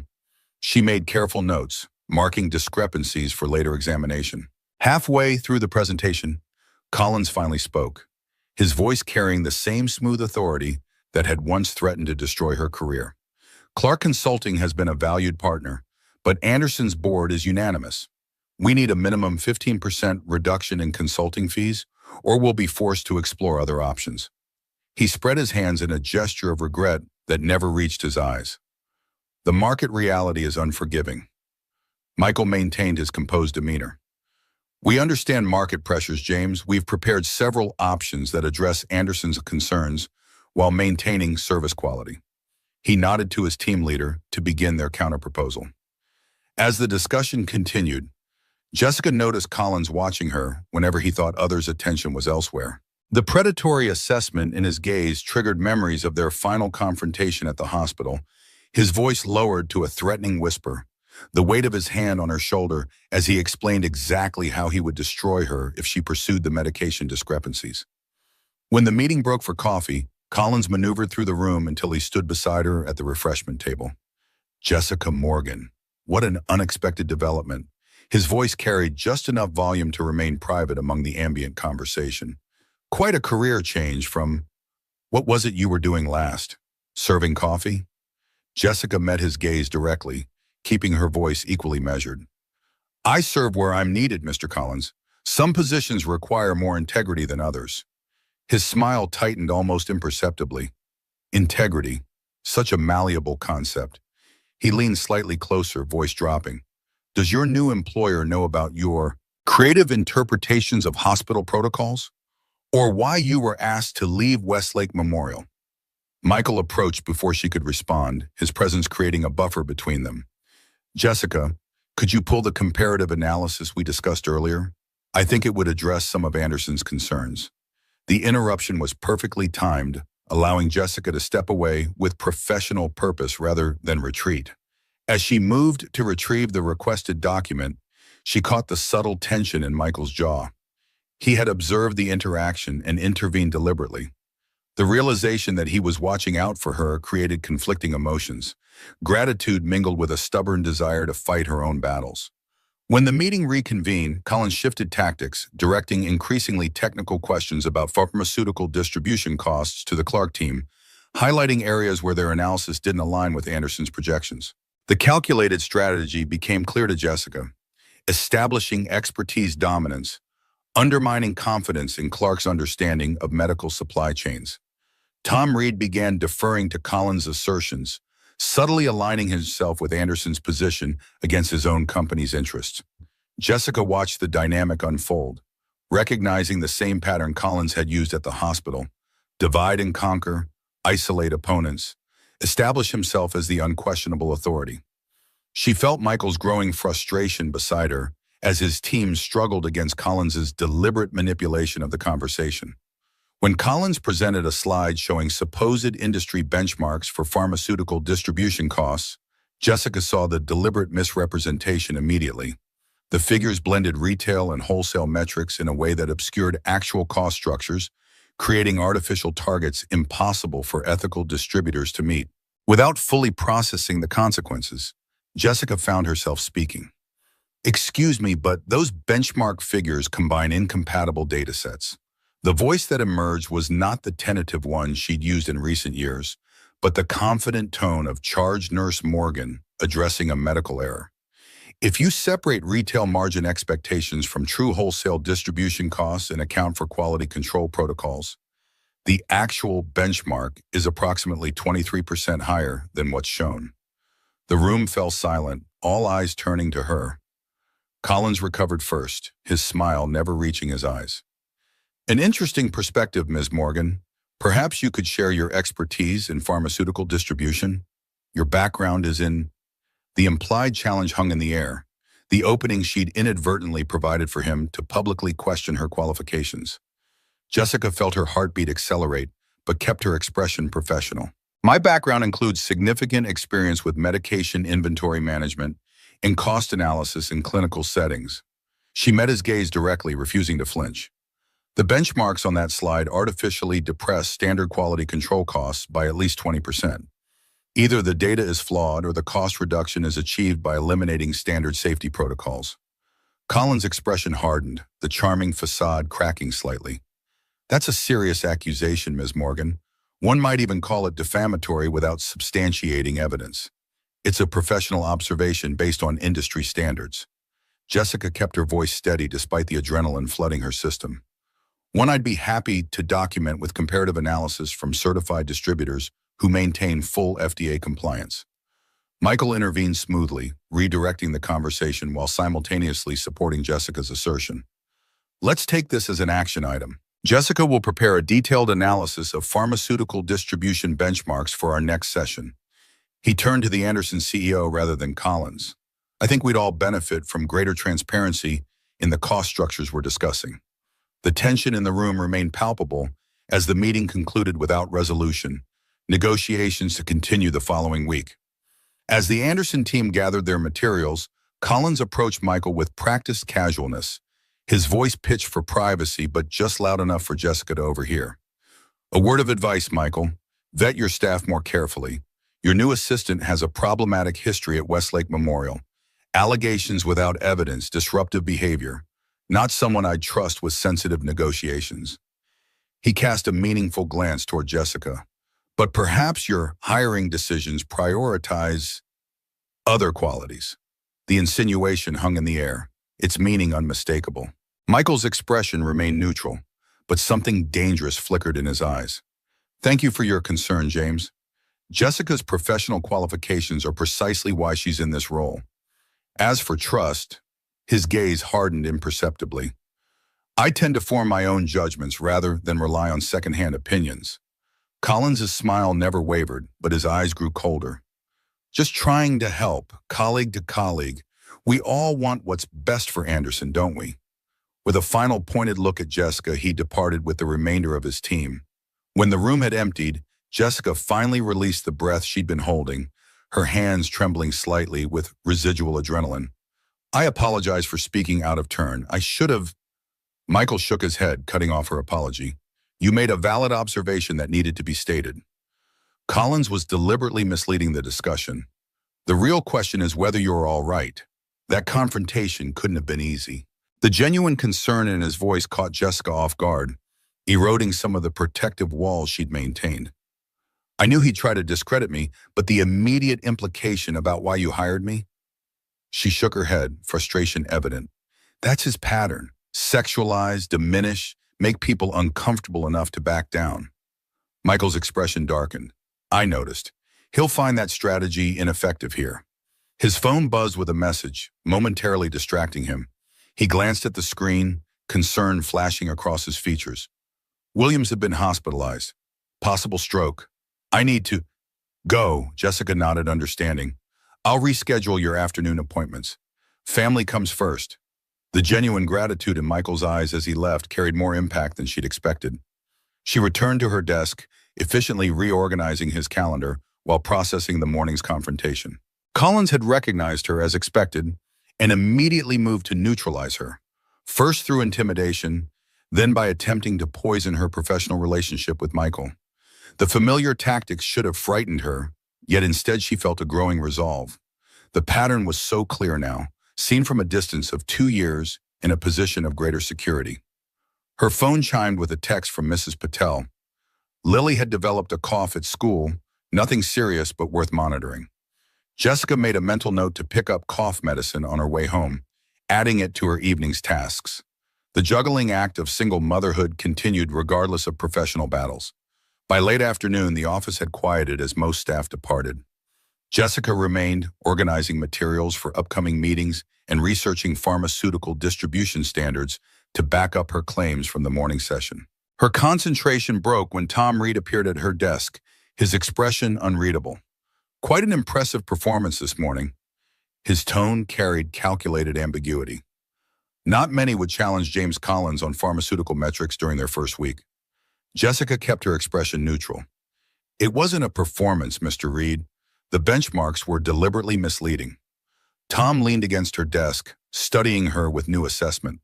You have surprisingly specific knowledge for an executive assistant. He paused, allowing the implication to hang in the air. James Collins is a powerful ally, or a dangerous enemy. Your intervention complicated an already delicate negotiation. The veiled criticism confirmed Jessica's suspicions about Tom's alignment with Anderson's interests over Clark Consulting's. I was hired to support Mr. Clark, which includes ensuring he has accurate information. She met Tom's gaze directly, especially when others might be providing misleading data. Tom's smile never reached his eyes. A noble perspective, but business sometimes requires flexibility that idealism doesn't accommodate. He straightened, adjusting his cuffs with practiced precision. James called me after the meeting. He remembers you from Westlake Memorial, not favorably. He suggested your presence could jeopardize the Anderson relationship. Jessica felt a familiar chill, the beginning of Collins's systematic campaign to isolate and discredit her, just as he'd done at the hospital. I'm sure Mr. Clark will make whatever staffing decisions he feels appropriate for the company's benefit. Indeed he will. Tom's tone carried artificial concern, though with William's health crisis, he's rather distracted at the moment. Difficult time for major decisions. He departed with a final meaningful look that required no translation. Her position was now in his crosshairs. Jessica sat motionless after he left, processing the implied threat. The familiar pattern was unfolding again. Collins working through others to apply pressure, creating doubt, suggesting she was the problem rather than his own unethical behavior. The sense of déjà vu brought a wave of anxiety she hadn't felt since those final days at the hospital. Her phone rang. Lily's school. The cough had worsened, developing into difficulty breathing. Could Ms. Morgan come immediately? Jessica gathered her things quickly, sending Michael a brief message about the emergency before hurrying to the elevator. As the doors closed, she caught a glimpse of Tom Reed watching her hasty departure, his expression calculating. Lily's asthma attack, triggered by what appeared to be a simple cold, escalated with frightening speed. By evening, her breathing had become labored enough that Jessica's medical training overrode her fear of the hospital system. The urgent care center couldn't provide the level of intervention Lily needed. They needed a full emergency department. Jessica paced the small living room of their apartment, monitoring Lily's respiratory rate while weighing impossible choices. The rational part of her brain recognized the symptoms requiring immediate intervention, while fear paralyzed her with visions of medical bills they couldn't afford and the potential recognition at Westlake Memorial, where James Collins still held influence. Lily lay on the couch, her breathing audibly strained, each inhalation requiring visible effort. The rescue inhaler had provided only temporary relief before the symptoms returned more severely. Jessica pressed a cool cloth to her daughter's forehead, professional assessment warring with maternal panic. "Mama, it hurts to breathe." Lily's voice emerged as a frightened whisper, her small fingers clutching Jessica's hand with surprising strength. "Am I going to be okay?" "Of course you are, baby." Jessica forced confidence into her voice while internally calculating declining oxygen saturation. "We're going to get you feeling better." She reached for her phone, fingers hovering over the emergency contacts. Without insurance, an ambulance would create catastrophic debt, but Lily's worsening condition left few alternatives. A knock at the door startled her from the impossible decision. Jessica opened it to find Michael standing in the hallway, concern evident in his expression. Sophie had insisted on bringing the art supplies she'd promised Lily, he explained, holding up a colorful bag. The explanation faltered as he registered Jessica's distress and Lily's labored breathing audible from the couch. "What's happening? Is she all right?" Jessica shook her head, maternal worry overriding professional composure. "Severe asthma attack. The inhaler isn't working. She needs emergency intervention, probably IV steroids and respiratory therapy." Michael took in the situation with a single glance. Jessica's fear, Lily's obvious respiratory distress, the half-packed bag suggesting Jessica had been preparing to leave. "Why aren't you at the hospital already?" The blunt question broke through Jessica's paralysis, forcing her to articulate the fear she'd been avoiding. "Because I can't afford it. Because Westlake Memorial is where I'd need to take her, and Collins has connections there. Because I'm terrified they'll recognize me and refuse treatment or report me for practicing without a license at the urgent care center." Michael's expression shifted from concern to determination. "Get her coat. My car's downstairs. We're going to Mercy General across town. I know the chief of medicine there. He's already reaching for Lily's small jacket draped across a chair." "No more debate, Jessica. Your daughter needs emergency care now." The decisive intervention broke Jessica's spiral of fear and indecision. Within minutes, they were in Michael's car, Lily secured in the back seat with Jessica monitoring her breathing. Michael drove with focused intensity, occasionally speaking quiet reassurances while navigating the fastest route to Mercy General. His calm efficiency created a center point around which Jessica's panic could organize itself into productive action. The emergency department staff responded immediately to Lily's condition, a treatment room prepared before they'd completed registration. Michael spoke briefly with an administrator, something exchanged that Jessica didn't catch in her focus on Lily's care. The attending physician ordered IV steroids, continuous nebulizer treatments, and oxygen support, exactly the protocol Jessica would have implemented herself for a severe simum exacerbation. Hours passed in the suspended reality of hospital time, the harsh fluorescent lighting and antiseptic smell bringing unwelcome memories of Jessica's former career. Lily responded gradually to treatment, her breathing easing as medication took effect. When she finally drifted into exhausted sleep, oxygen monitor showing stable numbers, Jessica allowed herself to acknowledge Michael's presence in the room's corner chair. "You should go home to Sophie." She kept her voice low to avoid disturbing Lily. "You don't need to stay." Michael looked up from his tablet, where he'd been quietly working. "Sophie is with her nanny. I'm exactly where I need to be." His voice held simple certainty, as if the decision required no explanation. The straightforward declaration, free from expectation or demand, cracked something in Jessica's carefully maintained composure. Tears she'd been suppressing for hours welled suddenly, emotion breaking through professional control. Her hands trembled as she brushed them away, embarrassed by the display. Michael said nothing, simply offering a handkerchief with quiet understanding. When Jessica had composed herself, he spoke softly. "William always told me that true strength isn't about never breaking down. It's about continuing despite the breaking." The simple wisdom penetrated Jessica's defenses more effectively than elaborate reassurance could have. She found herself nodding, accepting both the handkerchief and the perspective it represented. "Thank you. Not just for tonight, but for—" She gestured vaguely, encompassing the entirety of his support. "Everything." Michael's expression softened into something that wasn't quite a smile, but carried equal warmth. "You would have done the same if our positions were reversed. That's who you are, Jessica. Someone who helps others despite personal cost. It's why Collins felt threatened by you. It's why I trust you." The words hung in the quiet hospital room, simple but profound in their impact.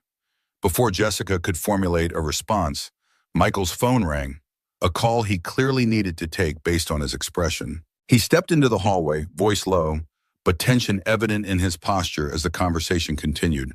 When he returned minutes later, his expression had darkened considerably. "Anderson has officially terminated our contract, effective immediately."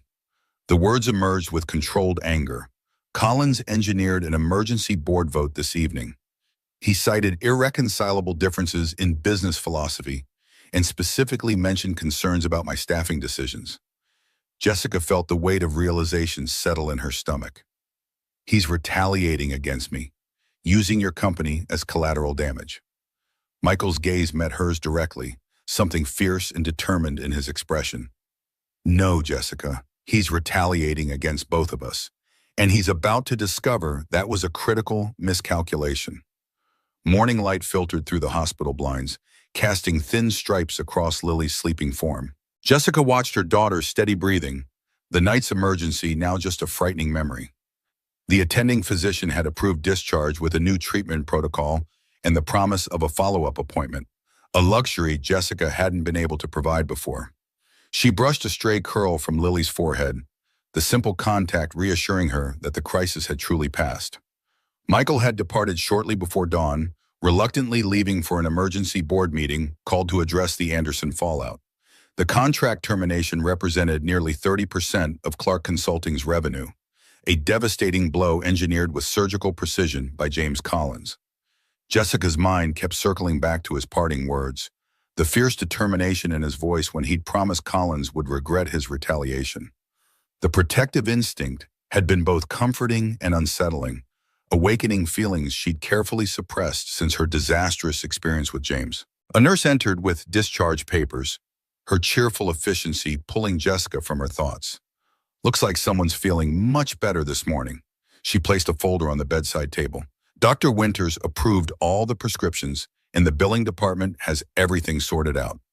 Jessica reached for the folder, bracing herself for the financial reality of an emergency room visit without insurance.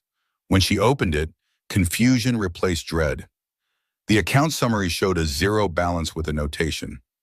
"Professional courtesy, W. Foster Foundation for Healthcare Workers." She stared at the paper, trying to process the unexpected reprieve. William Foster, Michael's mentor, the man who'd given him his first chance. The connection couldn't be coincidental. Lily stirred, eyes blinking open, to take in her surroundings. "Can we go home now, Mama?" Her voice sounded stronger, the respiratory distress replaced by normal childhood impatience. Jessica closed the folder, forcing a smile. "Yes, sweetheart. We're all done here. Let's get you dressed."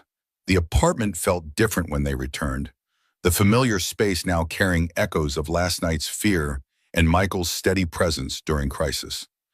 Jessica settled Lily on the couch with books and the new medication, her mind still processing the hospital bill situation. The gesture represented exactly the kind of help she'd spent years avoiding, the type that created obligation and dependency. Yet the manner of giving, anonymous, through a foundation rather than personal payment, suggested Michael understood her need for independence. Her phone chimed with a message from Michael. "Board meeting concluded. Need to discuss implications. Can meet at your convenience." The formal language couldn't disguise the urgency beneath. Jessica glanced at Lily, now contentedly absorbed in drawing, and made a decision. 20 minutes later, Jessica walked into an unusually quiet Clark Consulting office. Weekend skeleton staff nodded acknowledgement as she made her way to the executive floor where Michael waited in his office, fatigue evident in the shadows beneath his eyes and the loosened tie at his collar. Tom Reed occupied a chair across from him, neither man looking pleased with their conversation. Tom rose as she entered, his practiced corporate smile failing to mask obvious tension. "Jessica, surprised to see you here after your domestic emergency. We were just discussing reorganization options given the Anderson situation." His emphasis on domestic emergency carried clear implication. Her absence during crisis demonstrated unreliability. Michael remained seated, his expression unreadable. "Jessica and I need to discuss some documentation issues related to the Anderson account. We'll continue our conversation later, Tom." The dismissal was polite but firm. Tom's jaw tightened momentarily before he nodded, gathering his materials. "Of course. Though I'd encourage swift decisions on staffing reductions. The market won't respond kindly to hesitation." He departed with a final assessing glance at Jessica, the unspoken challenge hanging in the air. When the door closed, Michael's professional facade cracked, revealing the exhaustion beneath. The board is divided. Tom's faction is pushing for immediate layoffs, 20% workforce reduction to offset the Anderson loss. He rubbed his temples, the gesture uncharacteristically vulnerable. "They've given me 48 hours to present an alternative solution before forcing a vote." Jessica sat across from him, processing the implications. "How is Lily?" The question caught her off guard with its genuine concern despite the corporate crisis unfolding. "Much better. Thank you." She hesitated, then added, "And thank you for the hospital bill arrangement. Though you should have told me." Michael met her gaze directly. "Would you have accepted if I'd offered directly?" The question hung between them, honest enough to require an equally honest answer. "No, probably not." Jessica acknowledged the truth with reluctant self-awareness. "But about the Anderson situation, I've been thinking. Collins didn't just terminate the contract out of petty revenge. The timing suggests something more." Michael's attention sharpened, professional focus replacing personal exhaustion. "Go on." "Collins moved aggressively after I questioned those pharmaceutical benchmarks. That suggests vulnerability. He's worried about scrutiny of his distribution practices." Jessica leaned forward slightly. "I need access to all the Anderson documentation, supply chain records, medication pricing, distribution protocols. If he's running the same scheme he used at Westlake Memorial, there will be evidence. You think you can find proof of fraudulent practices?" Michael's tone balanced skepticism with hope. "I know I can." Jessica felt certainty crystallizing as she spoke. "But I need help. Your research team, financial analysts, and complete access to historical records. Collins is careful, but medication distribution leaves paper trails that can't be completely erased." The spark of possibility animated Michael's exhausted features. "Even if you find something, how does that help Clark Consulting? The contract is already terminated." Jessica met his gaze steadily. "Because if Collins is defrauding Anderson Healthcare through pharmaceutical price manipulation, their board would need to know. They'd need guidance navigating the fallout, exactly the kind of crisis management your firm specializes in. We don't just recover the contract, we expand it. For the first time since the hospital, something like genuine optimism crossed Michael's face. He reached for his phone, sending rapid instructions to assemble a research team for immediate deployment. As he worked, Jessica noticed a photo on his desk she hadn't seen before. Michael as a young man standing beside an older gentleman outside a modest restaurant, both smiling despite worn clothes and tired eyes. William Foster, she realized, the man whose foundation had covered Lily's hospital bill. Michael caught her gaze on the photograph. William's condition has worsened.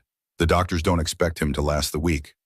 The simple statement carried layers of contained grief beneath the professional exterior. I'm sorry, he's important to you. Jessica kept her voice gentle, recognizing the emotional weight behind his controlled expression. He saved my life. Michael's gaze returned to the photograph, something vulnerable in his expression. Not just with the ball or the apartment. He taught me that success without purpose is empty. That wealth means nothing if it only serves itself. He looked up, meeting Jessica's eyes with unexpected directness. I should be with him now, but this company, these jobs, they matter too. It's what he would want me fighting for. The rare personal disclosure created a moment of connection that transcended their professional relationship. Jessica found herself responding with equal honesty. Then we fight. For the company, for the people who depend on these jobs, for what William taught you. Michael nodded once. Decision made. I'll authorize whatever resources you need. Find me something we can use against Collins. The following 36 hours passed in a blur of intensive investigation. Jessica commandeered a conference room, transforming it into an operations center with the help of Clark's research analysts and financial experts. Years of emergency room management had taught her crisis leadership, how to delegate efficiently, identify priorities, and maintain focus through exhaustion. Sleep became an afterthought as she methodically traced medication supply chains, pricing anomalies, and distribution patterns. By Monday morning, bleary-eyed but determined, Jessica stood before a whiteboard covered with flowcharts and highlighted documentation. Michael entered the room, freshly showered, but with telltale signs of his own sleepless night, likely divided between hospital visits to William in preparation for the board's ultimatum deadline. Please tell me you found something. The quiet request carried the weight of 200 jobs hanging in the balance. Jessica nodded, gesturing toward the assembled evidence. Collins is running a sophisticated version of the same scheme he used at Westlake.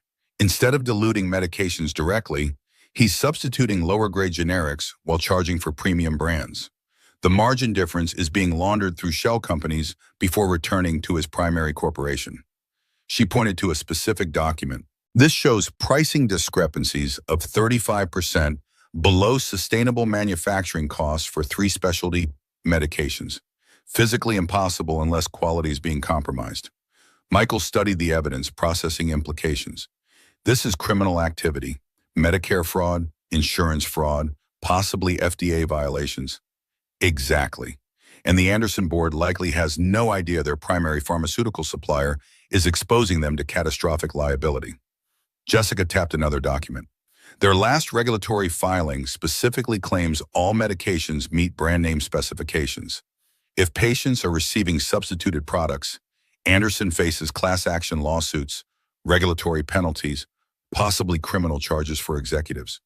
Can you prove it definitively? Michael's question cut to the essential challenge. Jessica hesitated, professional honesty overriding the desire to provide false certainty, not without physical samples for testing or internal Collins pharmaceutical documents. But the financial evidence is compelling enough to trigger an investigation. If Anderson's board understood the risk, they'd have no choice but to act. Michael absorbed this, mind clearly calculating, strategy. The board meeting is scheduled for 2 o'clock. Tom's team will present their layoff proposal, expecting me to have nothing substantial as an alternative. His expression hardened with resolve. Instead, I'll present this evidence and a crisis management proposal for Anderson Healthcare. Jessica recognized the high-stakes gamble he was contemplating. If Collins gets wind of this before we approach Anderson directly, he'll create cover stories, destroy evidence, probably claim we fabricated everything out of desperation. Then we move simultaneously. Michael's decision crystallized as he spoke. You and I will present to the Clark board while our legal team contacts Anderson's general counsel directly with this evidence. No warning, no chance for Collins to prepare countermeasures. The plan took shape with military precision over the next few hours. Documents prepared, presentations refined, legal strategies developed. Jessica worked alongside Michael with seamless coordination, their shared purpose creating a partnership that transcended conventional employer-employee dynamics. When his phone rang with a call from the hospital regarding William, she automatically took over the briefing he'd been conducting, allowing him to step away without losing momentum. He returned 30 minutes later, something altered in his expression, a new gravity that spoke of significant news. William?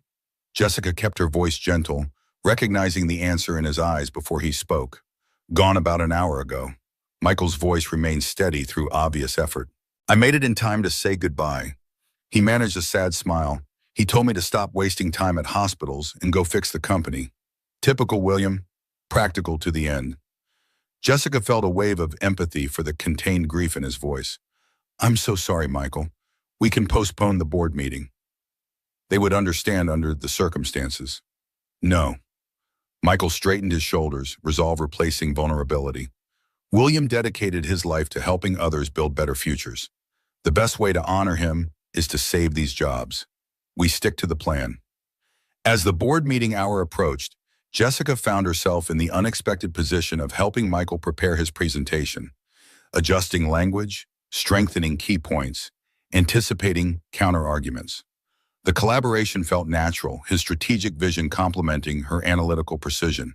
When Tom Reed arrived early, clearly expecting to find Michael unprepared and Jessica absent, his surprise at their coordinated preparation was barely concealed. The boardroom filled gradually with directors and executives, the atmosphere heavy with grim anticipation. Most expected announcements of cutbacks and layoffs, necessary sacrifices to corporate survival. Tom positioned himself prominently, materials arranged to present his cost-cutting strategy immediately after Michael's presumed capitulation. Michael began with unexpected news. William Foster's passing that morning.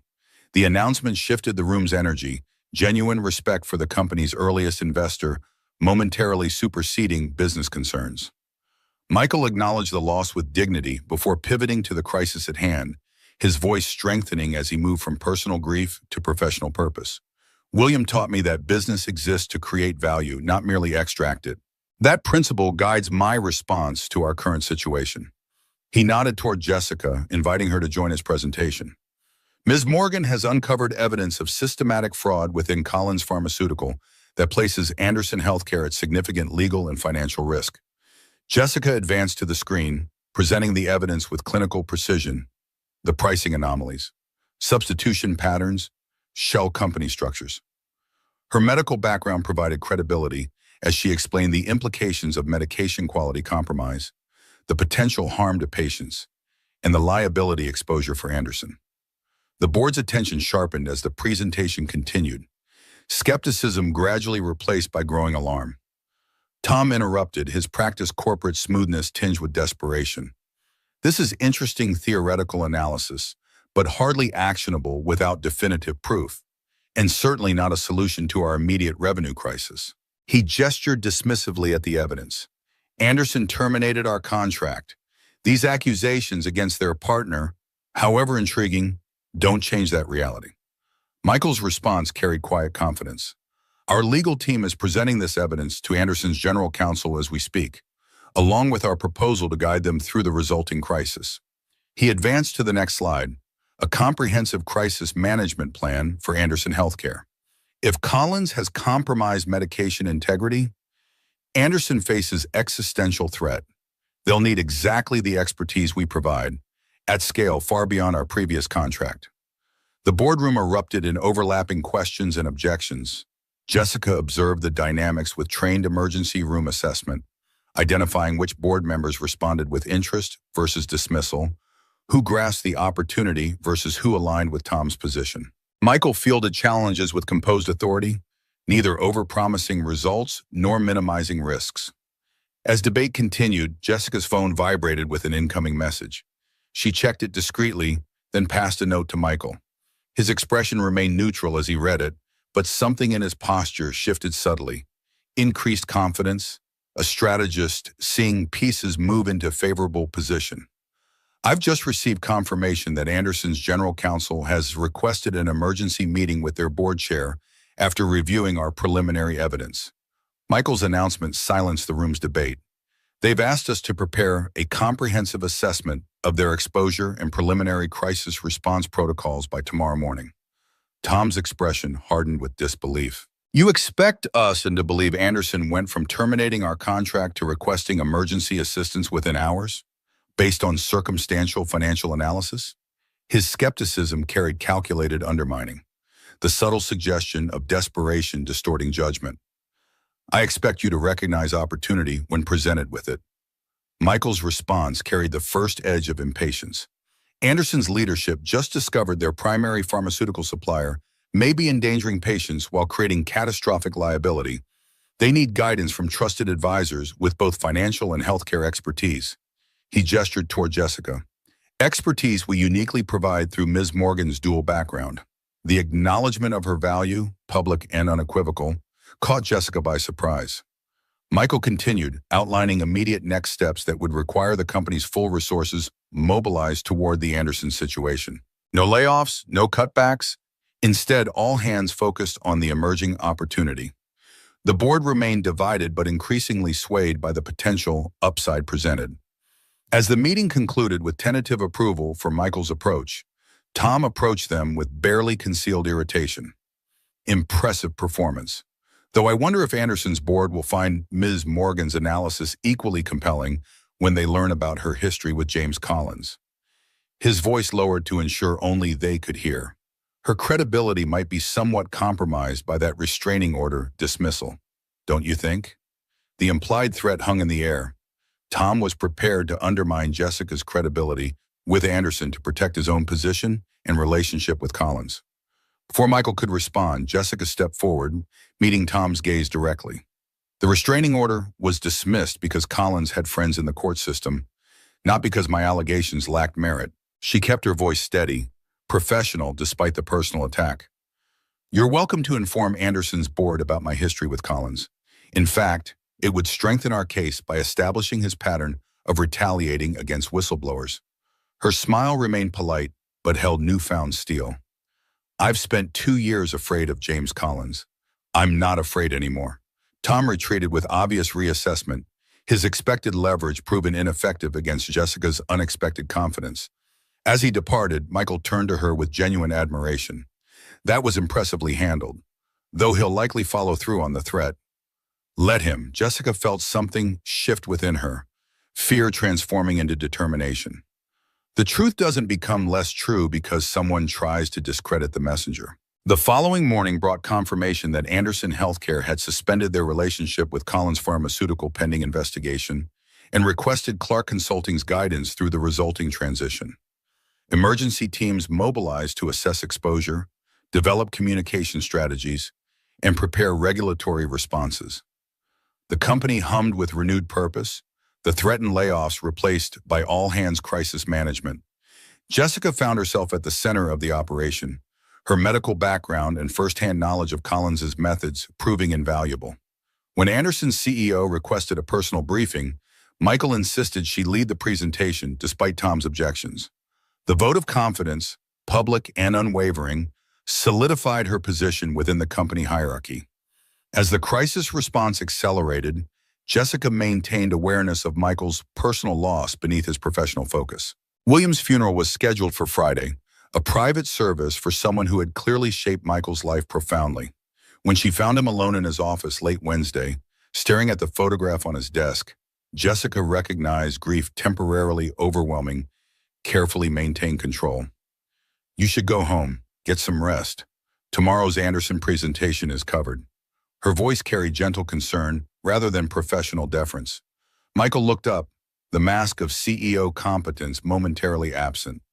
I was just thinking about what William would make of all this. He'd probably say we're overthinking it, that helping people is never complicated, just hard. His laugh carried no humor, just tired acknowledgement. I miss his clarity, especially now.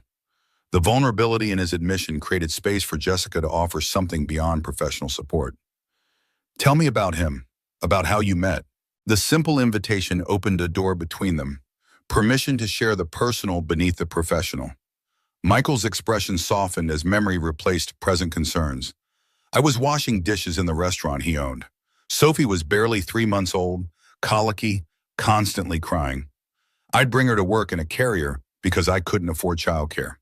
He gestured toward the photograph. William never complained, just installed a small crib in his office so she could nap while I worked.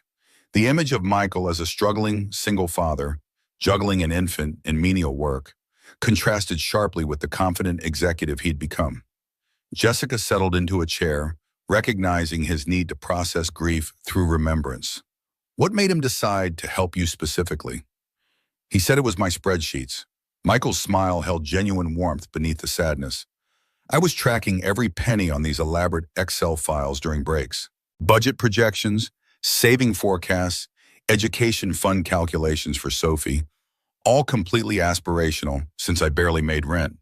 William saw them one day and said I was wasting my talent washing dishes. Sounds like he recognized something in you that others missed. Jessica's observation carried understanding, born from her own experience of being truly seen. Michael nodded, appreciation in his gaze. He did the same with you, you know, through me. William always said the measure of what he taught me would be who I chose to help in turn. His expression grew thoughtful. I think he would have appreciated the symmetry of our situation. The comment lingered between them, acknowledging the parallel between William helping Michael and Michael helping Jessica, the continuation of a legacy through action rather than mere sentiment. The moment held potential for something more, personal boundaries softening in the shared understanding of purpose beyond professional roles. Jessica's phone chimed with a message, breaking the moment's fragile intimacy. Lily's after-school program, confirming tomorrow's schedule. The reminder of her primary responsibility, her daughter, re-established necessary perspective. She rose, professional demeanor returning. You should still get some rest. Tomorrow's presentation needs your full focus. As she turned to leave, Michael spoke again. Would you and Lily come to the service on Friday? The request carried no obligation, just simple desire for their presence. William would have enjoyed meeting you both. We'd be honored. Jessica's response came without hesitation, recognition that some connections transcended conventional boundaries. The Anderson presentation Thursday morning exceeded all expectations, with Jessica's medical expertise providing credibility that financial analysis alone could never achieve. The pharmaceutical fraud evidence, combined with Clark Consulting's comprehensive crisis management strategy, transformed a terminated contract into an expanded engagement worth nearly double the original agreement. As Anderson's executive team departed, visibly relieved to have experienced guidance through potential catastrophe, Tom Reed's earlier skepticism had transformed to reluctant acknowledgement of success. James Collins' reaction came swiftly. Legal threats, accusations of defamation, attempts to contact board members directly with counter-narratives. His desperate maneuvering only reinforced the validity of their allegations, each defensive action creating additional evidence for investigators now examining Collins Pharmaceuticals' practices. When word reached them that FDA officials had arrived unannounced at Collins' main distribution center, the victory felt both professional and deeply personal. Friday afternoon brought William Foster's funeral, a modest service that belied his impact on countless lives. Jessica and Lily arrived to find Michael and Sophie standing quietly among a surprisingly diverse gathering. Former restaurant employees, business associates, charity recipients, all sharing stories of William's practical kindness and unwavering integrity.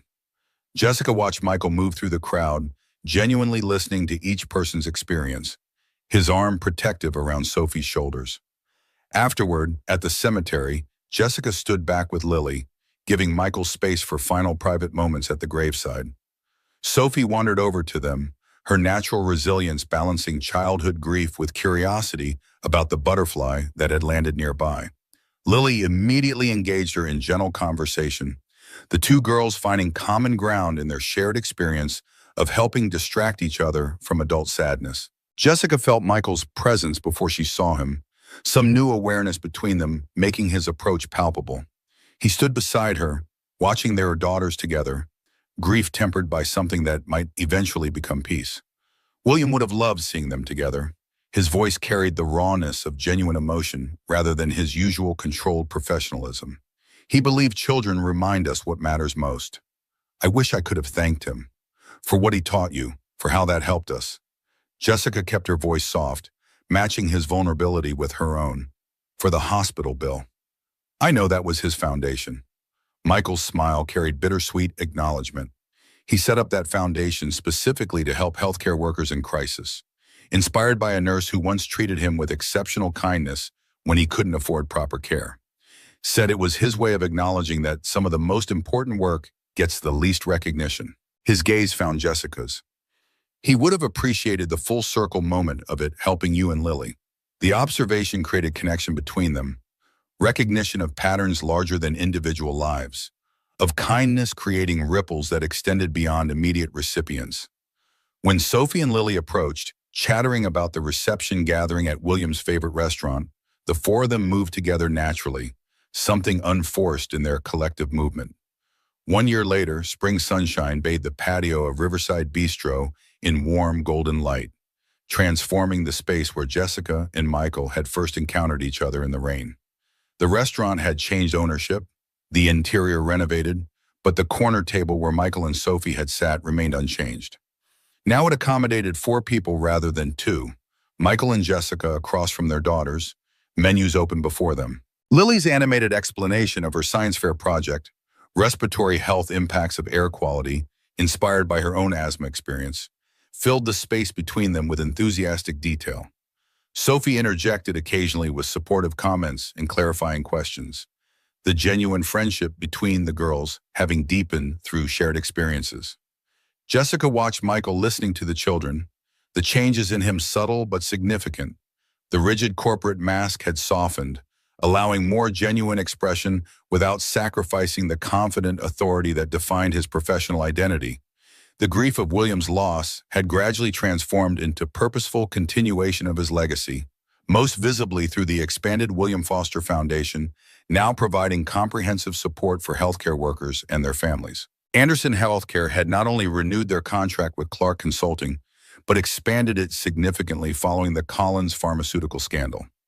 The crisis had ultimately strengthened the company, with Jessica now serving as Director of Healthcare Compliance, a position created specifically to leverage her unique background in both medical and administrative fields.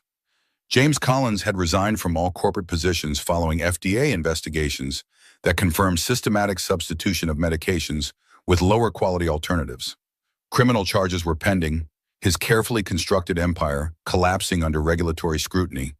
The vindication provided professional satisfaction, but Jessica found it less important than she'd expected, her focus having shifted from past grievances to future possibilities. Lily's voice broke through Jessica's reflection, and Ms. Patterson said my project might qualify for the state competition if the data analysis is strong enough. Her excitement bubbled over natural childhood reserve. Mr. Clark already helped me with the statistical formulas. Michael smiled, genuine pride in his expression. You did the hard part with the experimental design. I just helped with the math. The easy father-daughter interaction between them had developed naturally over months of shared activities and mutual respect. Jessica caught Michael's gaze across the table, silent communication flowing between them with practiced ease. Their professional partnership had gradually extended beyond office boundaries, weekend family outings becoming regular occurrences before evolving into something more intentional. The transition from colleagues to friends to something deeper had progressed with careful respect for past wounds and present responsibilities. The waiter approached their table, not with practiced deference toward wealth, but with genuine warmth, recognizing regular customers. Before he could speak, Michael gestured toward a woman and child being seated at a distant table, her posture carrying the familiar tension of financial calculation as she studied the menu. The same recognition Jessica had once seen in Michael's expression now reflected in her own, awareness born from shared experience. Could you add their meal to our check? Michael's request carried no hint of condescension or performative charity, just straightforward human connection. And please don't tell them, just let them enjoy their lunch. The simple act, helping without expectation of acknowledgement or gratitude, embodied everything William had taught in everything they had built together. Jessica reached across the table, her hand finding Michael's with natural ease. The circle continues, her voice carried understanding of legacies extended through action rather than words. Michael's fingers intertwined with hers, the gesture comfortable and familiar. Some doors need to be held open for others. Some ladders need extending downward. That's how we all climb together.